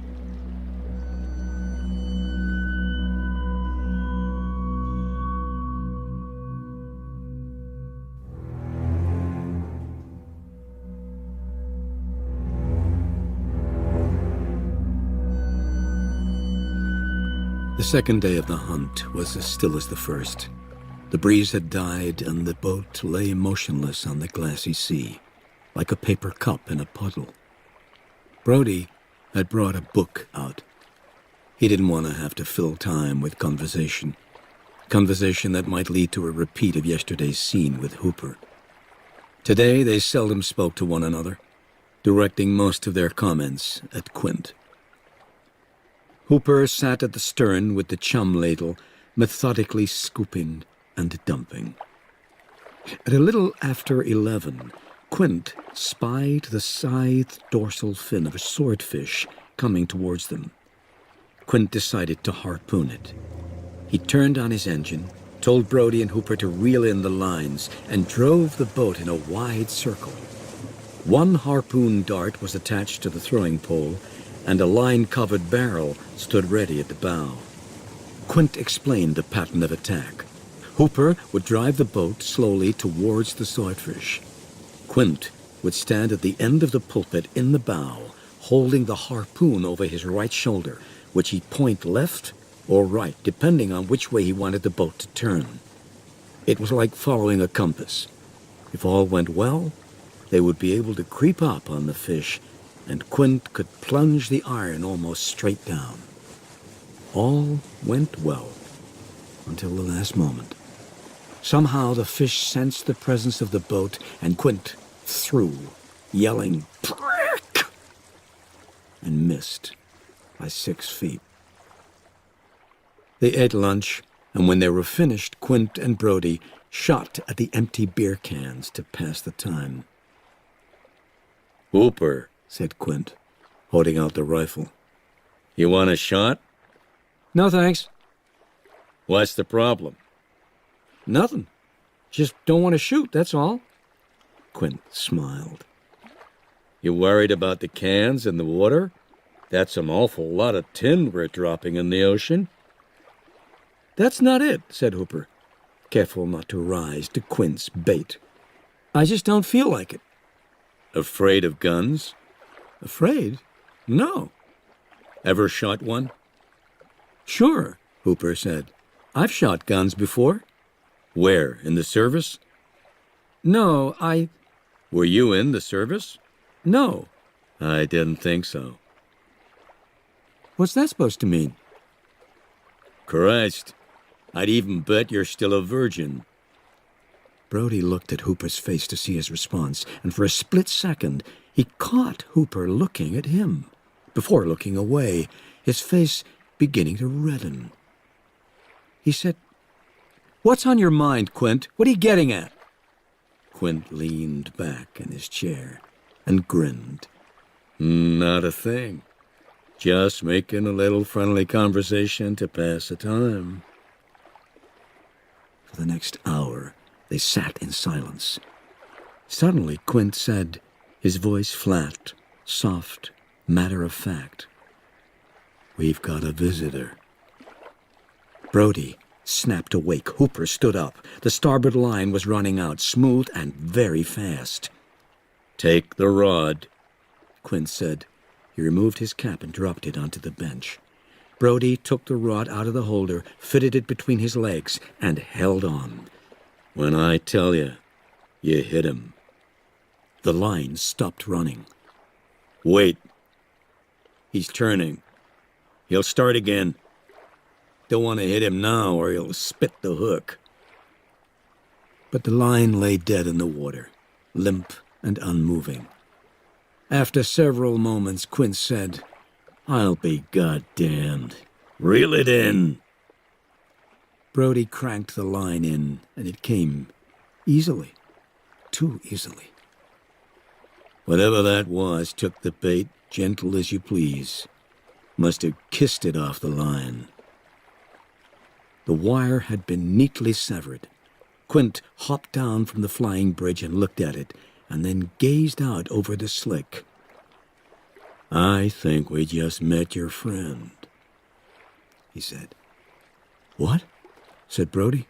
Hooper jumped down off the transom and said excitedly, "You gotta be kidding. That's terrific."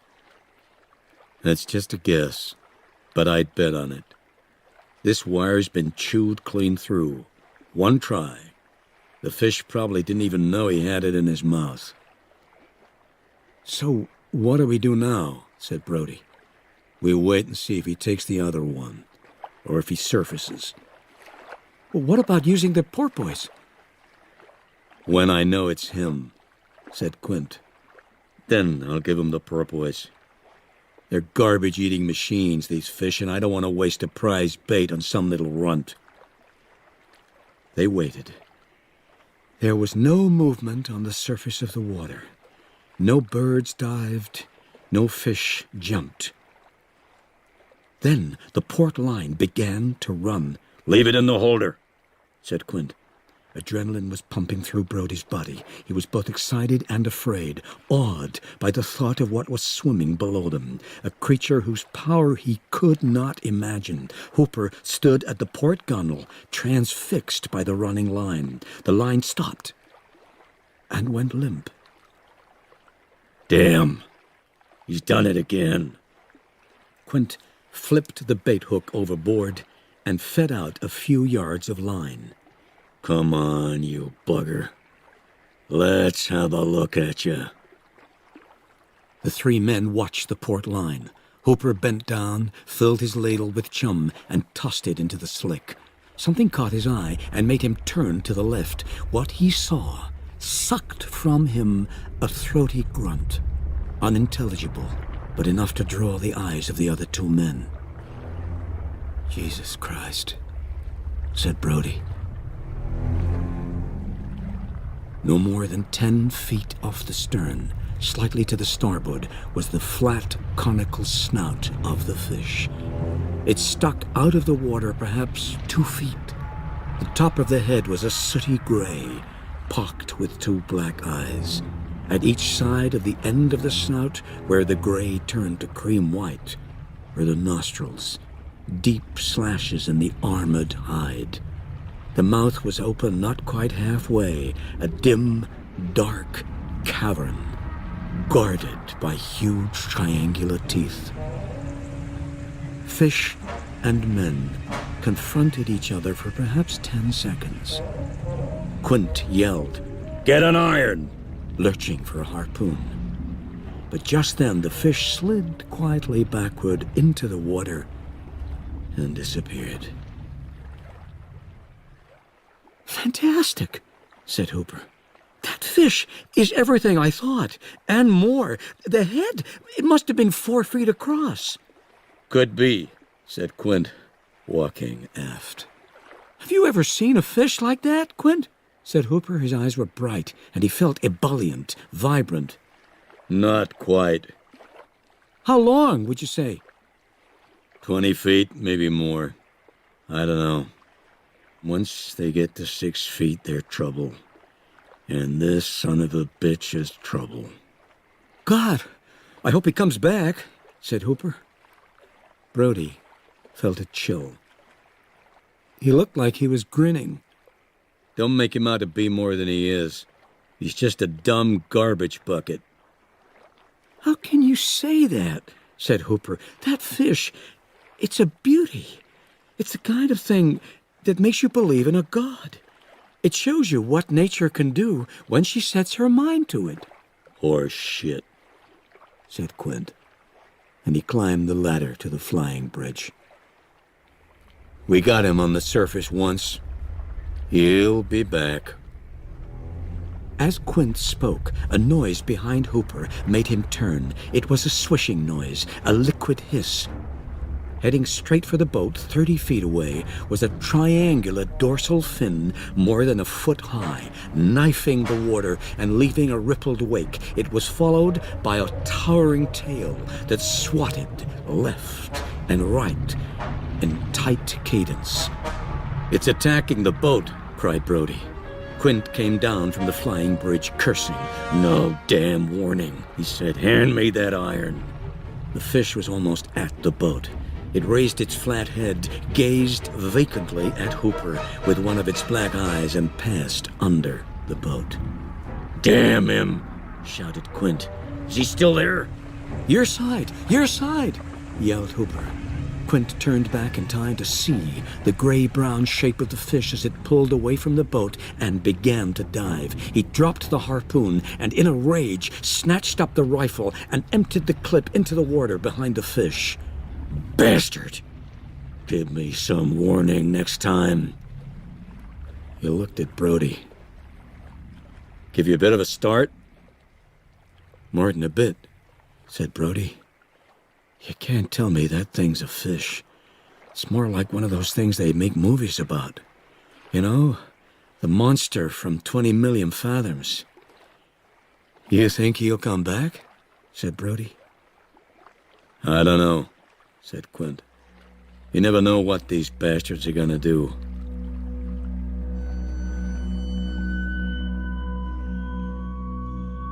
Ellen was fixing the children's supper when the doorbell rang and Larry Vaughn came in.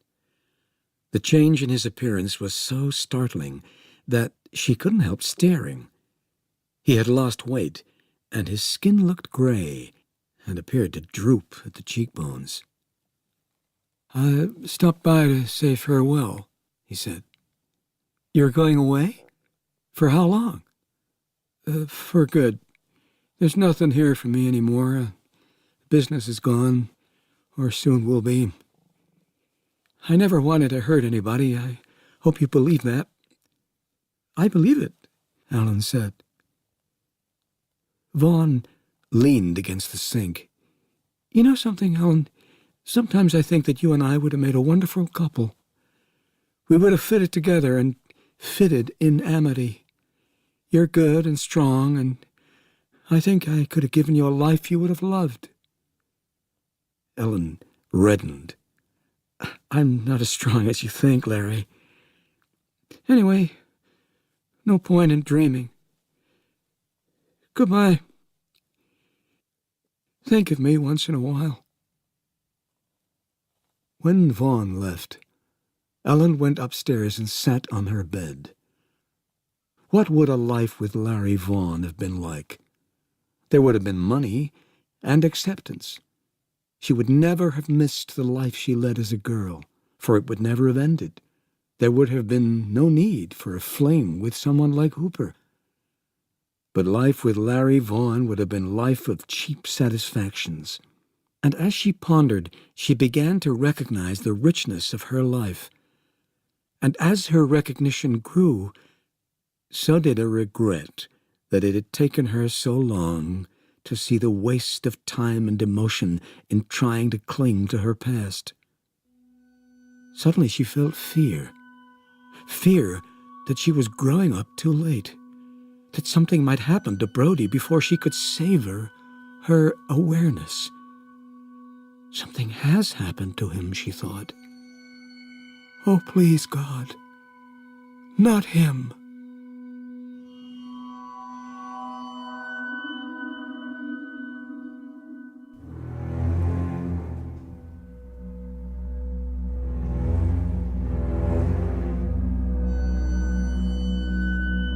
"What the hell is it anyway?"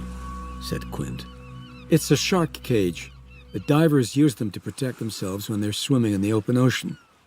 The cage was slightly over 6 feet tall, 6 feet wide, and 4 feet deep. Inside were a scuba tank, a regulator, a face mask, and a wetsuit. "When we find the fish, I want to go down in it and take some pictures." "It's foolishness," said Quint.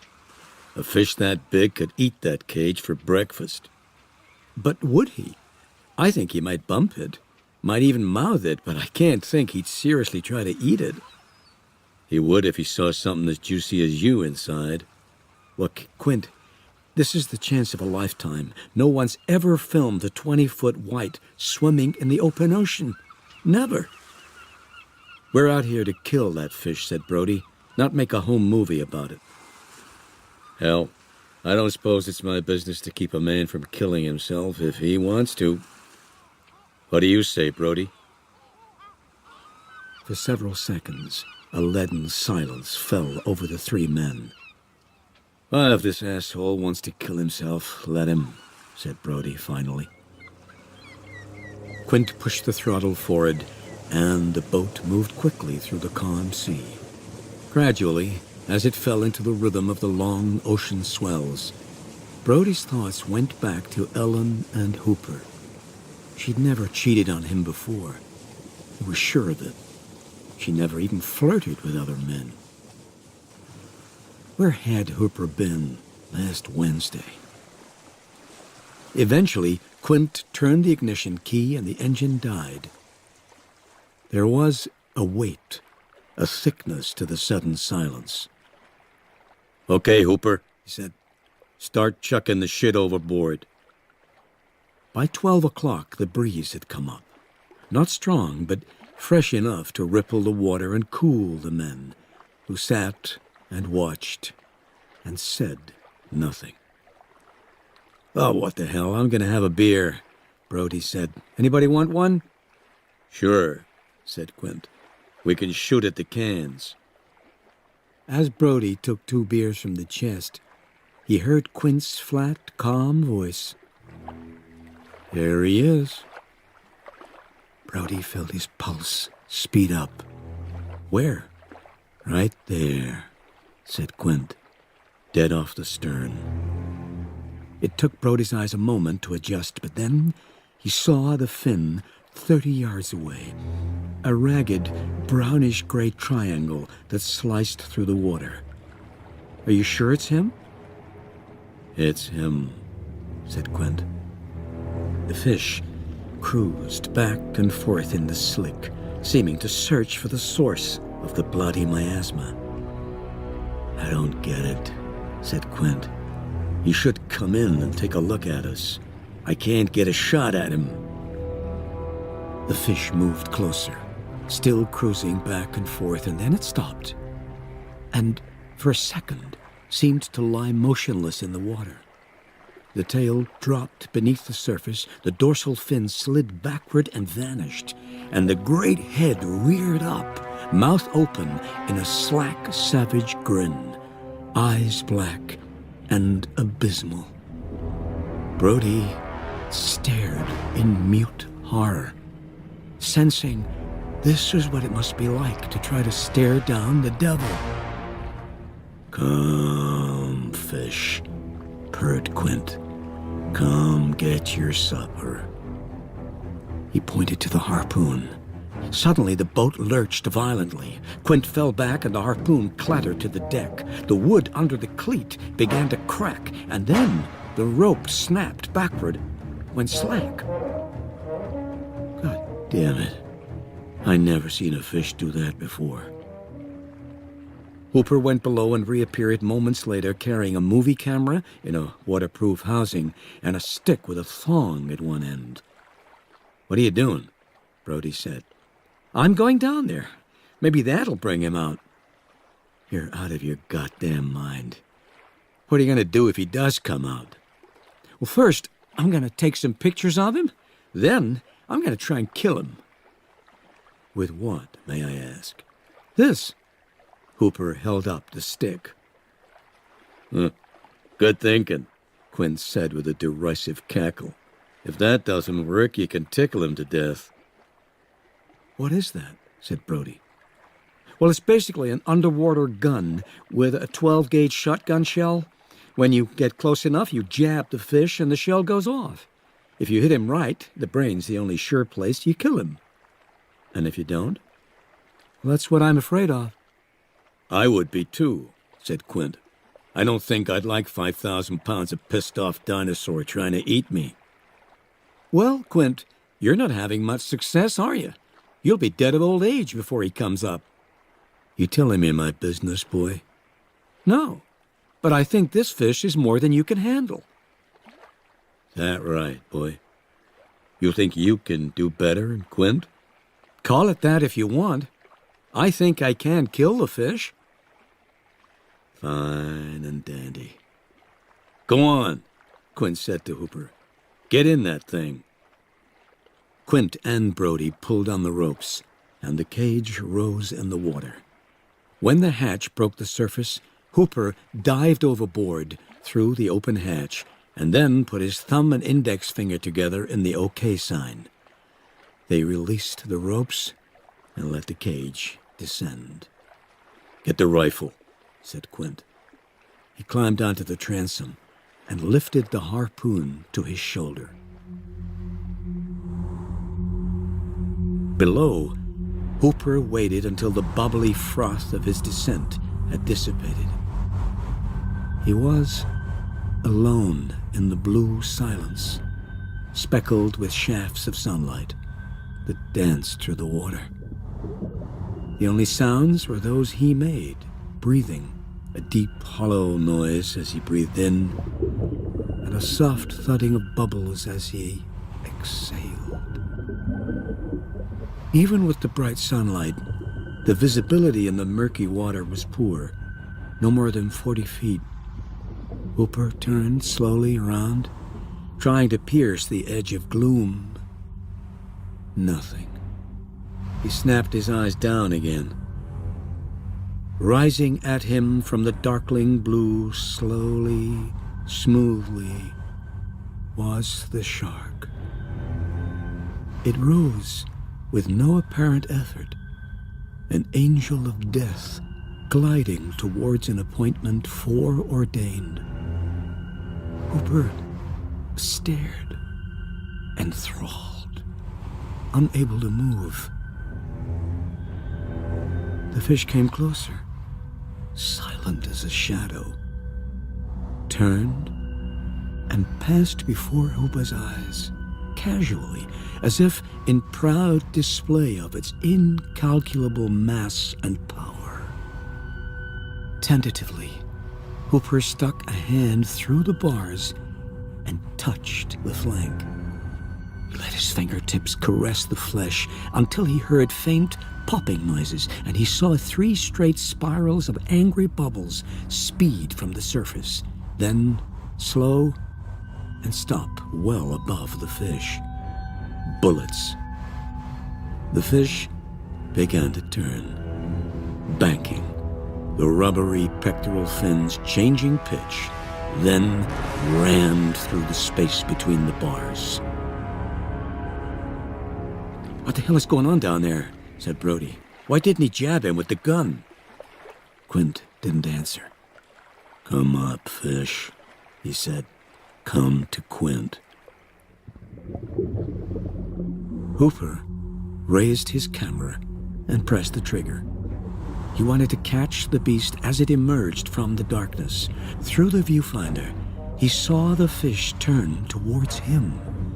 It moved fast, tail thrusting vigorously, mouth opening and closing as if gasping for breath. A shiver traveled the length of its body as it closed on the cage. The fish struck the cage head on, the snout ramming between 2 bars and spreading them, and knocking Hooper backward. The camera flew from his hands and the mouthpiece shot from his mouth. "It's attacking!" screamed Brody. He grabbed one of the ropes and pulled, desperately trying to raise the cage. "God damn your black soul," Quint shouted. The fish slid backward out of the cage and turned sharply to the right in a tight circle. Hooper reached behind his head, found the tube and the mouthpiece, put it in his mouth, and drew an agonized breath. It was then that he saw the wide gap in the bars and saw the giant head lunging through it. Hooper flattened against the back of the cage, saw the mouth reaching, straining for him. He remembered the gun, and he tried to lower his right arm and grab it. The fish thrust again, and Hooper saw with a terror of doom that the mouth was going to reach him. The jaws closed around his torso. The fish bit down, and the last thing Hooper saw before he died was the eye, gazing at him through a cloud of his own blood. "He's got him!" cried Brody. "Do something!"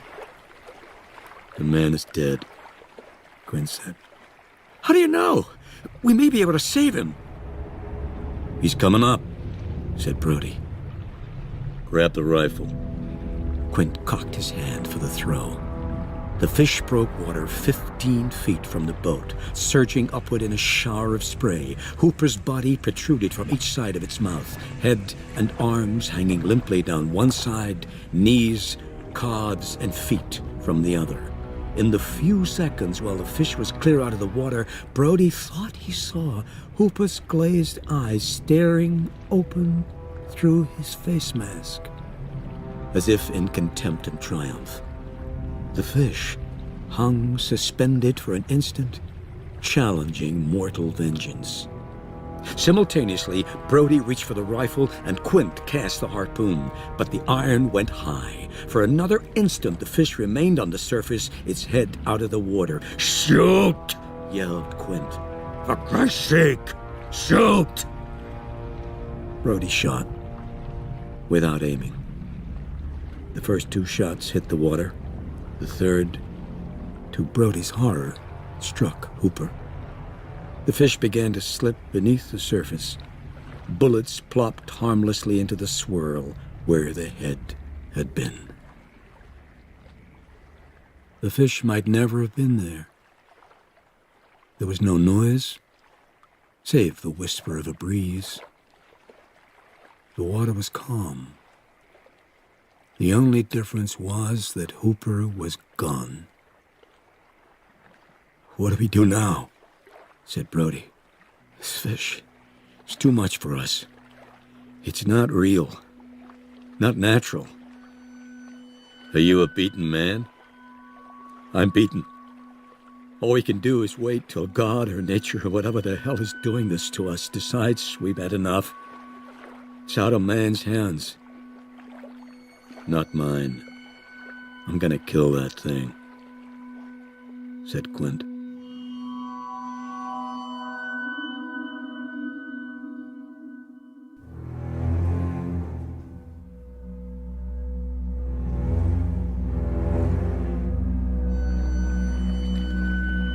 Brody gazed towards the shore. In the growing light, he could see the water tower, a black point rising from the gray strip of land. Quint went to the stern and lifted the bucket of chum onto the transom. "I got a feeling. Start chumming." The sky had lightened to a full gray daylight, and in ones and twos the lights on the shore flicked off. Brody stood up, stretched. Suddenly, he saw the monstrous head of the fish, not 5 feet away. So close, he could reach over and touch it with the ladle. "Oh, God," Brody said. "He was waiting for us." Quint was down the ladder and at the stern in an instant. As he jumped onto the transom, the fish's head slipped back into the water and a second later slammed into the boat. The jaws closed on the wood, and the head shook violently from side to side. The boat shuddered and jerked and then lay still again. "Right," said Quint. "We've got him now." "We've got him? Did you see what he did to the boat?" Give it a mighty good shake, didn't he, huh? Quint stood and picked up the harpoon. "Come on, you mother. Come and get your due." Brody saw fever in Quint's face, a heat that lit up his dark eyes, an anticipation that strummed the sinews in his neck and whitened his knuckles. The boat shuddered again, and there was a dull, hollow thump. "You'll not sink me before I get you." "What do you mean, sink us?" said Brody. He's trying to chew a hole in the bottom of the damn boat. Come out, you son of a bitch! Quint raised high his harpoon. The dorsal fin and tail surfaced 10 yards to the right of the stern and began to move again towards the boat. "Here you come," said Quint, cooing. "Here you come." He stood, legs spread, left hand on his hip, right hand extended to the sky, grasping the harpoon. When the fish was a few feet from the boat, Quint cast his iron. The harpoon struck the fish in front of the dorsal fin, and the fish hit the boat, knocking the stern sideways and sending Quint tumbling backward. A trickle of blood ran down his neck. "I got you," he cried. "I got you, you miserable prick!" The rope attached to the iron darts snaked overboard as the fish sounded, and when it reached the end, the barrel popped off the transom, fell into the water, and vanished. "He took it down with him," said Brody. "Not for long," said Quint. "He'll be back, and we'll throw another into him and another until he quits, and then he's ours." Quint's confidence was contagious, and Brody now felt ebullient, relieved. "Hell, yeah," he yelled. "Here he comes," said Quint, pointing. The barrel came to the surface and bobbed in the water. Quint raised the harpoon. "He's coming up." The fish broke water a few yards from the boat, like a rocket lifting off. Snout, jaw, and pectoral fins rose straight from the water. "You bastard!" cried Quint, and he threw a second iron, hitting the fish in the belly, just as the great body began to fall forward. It smacked the water with a thunderous boom, sending a blinding fall of spray over the boat. "He's done," said Quint, as the second rope uncoiled and tumbled overboard. The boat lurched once, and again there was the distant sound of crunching. "Attack me, will you?" said Quint. He ran forward and started the engine, and the boat moved away from the bobbing barrels. "Has he done any damage?" said Brody. "Some. He probably poked a hole in us. Nothing to worry about. We'll pump her out." So that's it then? The fish is as good as dead? "Not quite. Look." Following the boat, keeping pace, were the two red wood barrels. Dragged by the great force of the fish, each cut through the water, pushing a wave before it and leaving a wake behind it. "He's chasing us," said Brody. Quint nodded. "He means to make a fight of it." For the first time, Brody saw a frown of disquiet on Quint's face. It was not fear, nor true alarm, but rather a look of uneasy concern, as if in a game the rules had been changed without warning, or the stakes raised. "Have you ever seen a fish do this before?" he asked. "Not like this. Most times, once you get an iron in them, they stop fighting." The boat was turning this way and that in response to Quint's random turning of the wheel. Always the barrels kept up with them. "Fine," said Quint. "If it's a fight he wants, it's a fight he'll get." He throttled down to idling speed. He jumped up onto the transom and picked up the harpoon. Excitement returned to his face. "Okay, come and get it." The barrels kept coming, plowing through the water 30 yards away, then 25, then 20.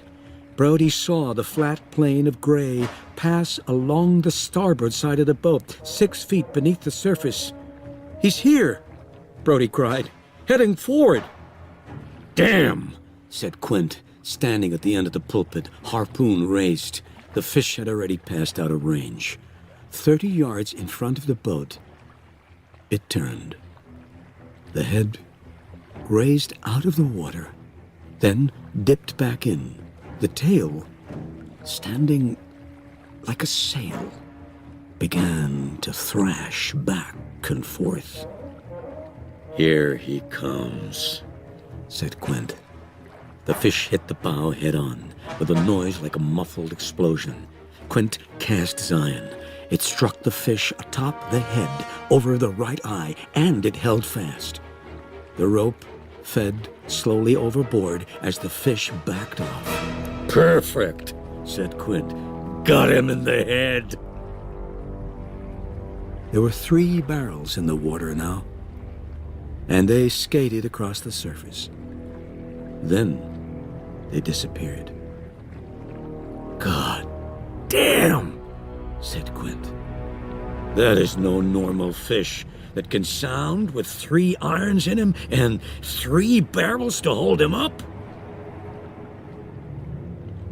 For 3 hours they waited, tracking the barrels as they moved, ever more slowly, on a random path across the surface of the sea. At first, they would disappear every 10 or 15 minutes, resurfacing a few dozen yards away. Then, their submergences grew rarer until by 11:30 they were wallowing in the water. The rain had stopped, and the sky was an unbroken sheet of gray. "What do you think?" said Brody. "Is he dead?" "I doubt it. But he may be close enough for us to throw a rope around his tail and drag him till he drowns." At the foot of the gin pole was an electric winch. Quint switched it on, then gunned the engine and slowly moved the boat towards the barrels. When he came alongside them, he reached overboard with a gaff, snagged a rope, and pulled a barrel aboard. He then took a knife from the sheath at his belt and cut the rope, then stabbed the knife into the gunwale. He ran the rope through a pulley to the winch, then took a few turns around the winch and flipped the starter switch. As soon as the slack in the rope was taken up, the boat heeled hard to starboard, dragged down by the weight of the fish. "Can that winch handle him?" asked Brody. "It'll never haul him out of the water, but it'll bring him up to us." The winch was turning slowly, humming. The rope quivered under the strain, scattering drops of water on Quint's shirt. Suddenly, the rope started coming too fast. It fouled on the winch, coiling in snarls. The boat snapped upright. "Rope break?" said Brody. And now Brody saw fear in Quint's face. "The son of a bitch is coming up." He dashed to the controls and threw the engine into forward, but it was too late. The fish broke water right beside the boat with a great rushing whoosh of noise. It rose vertically, and in an instant of horror, Brody gasped at the size of the body towering overhead. It blocked out the light. The pectoral fins hovered like wings, stiff and straight, and as the fish fell forward, they seemed to be reaching out to Brody. The fish landed on the stern of the boat with a shattering crash, driving the boat beneath the waves. In seconds, Quint and Brody were standing in water up to their hips. The fish lay there, its jaw not 3 feet from Brody's chest. The body twitched, and in the black eye as big as a baseball, Brody thought he saw his own image reflected. "God damn your black soul," screamed Quint. "You sunk my boat!" The barrel floated into the cockpit, the rope writhing like a gathering of worms. Quint grabbed a harpoon dart at the end of the rope, and with his hand, he plunged it into the soft white belly of the fish. Blood poured from the wound. and bathed Quint's hands. The boat was sinking. The fish rolled off the stern and slid beneath the waves. The rope, attached to the dart Quint had stuck into the fish, followed. Suddenly, Quint lost his footing and fell backward into the water. "The knife!" he cried, lifting his leg above the surface. And Brody saw the rope coiled around Quint's foot. Brody looked back to the starboard gunwale. The knife was there, embedded in the wood. He lunged for it, wrenched it free, and turned back, struggling to run in the deepening water. He could not move fast enough. He watched in helpless terror as Quint, reaching towards him with his grasping fingers, eyes wide and pleading, was pulled slowly down into the dark water. For a moment, there was silence, except for the sucking sound of the boat slipping gradually down. The water was up to Brody's shoulders, and he clung desperately to the gin pole. A seat cushion popped to the surface next to him, and Brody grabbed it. He saw the tail and dorsal fin break the surface 20 yards away. The tail waved once left, once right, and the dorsal fin moved closer.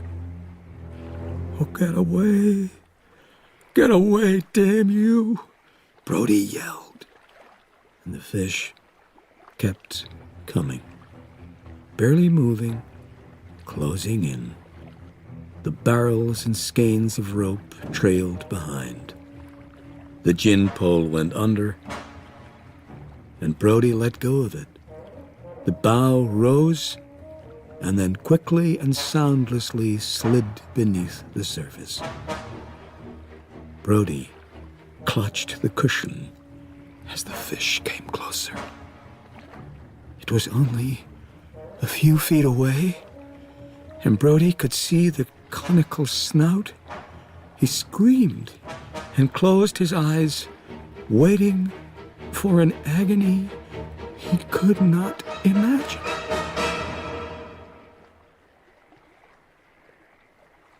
Nothing happened.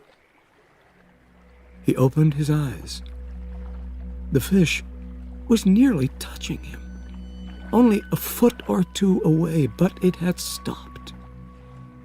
And then, as Brody watched, the steel-gray body began to recede downward into the gloom. It seemed to fall away, an apparition evanescing into darkness. Brody put his face into the water and opened his eyes. Through the stinging salt water mist, he saw the fish sink in a slow and graceful spiral.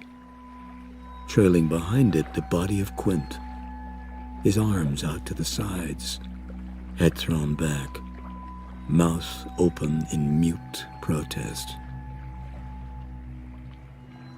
The fish faded from view, but kept from sinking into the deep by the bobbing barrels. It stopped somewhere beyond the reach of light, and Quint's body hung, suspended, a shadow twirling slowly in the twilight. Brody watched until his lungs ached for air. He raised his head. He cleared his eyes and sighted in the distance the black point of the water tower. And then he began to kick towards shore.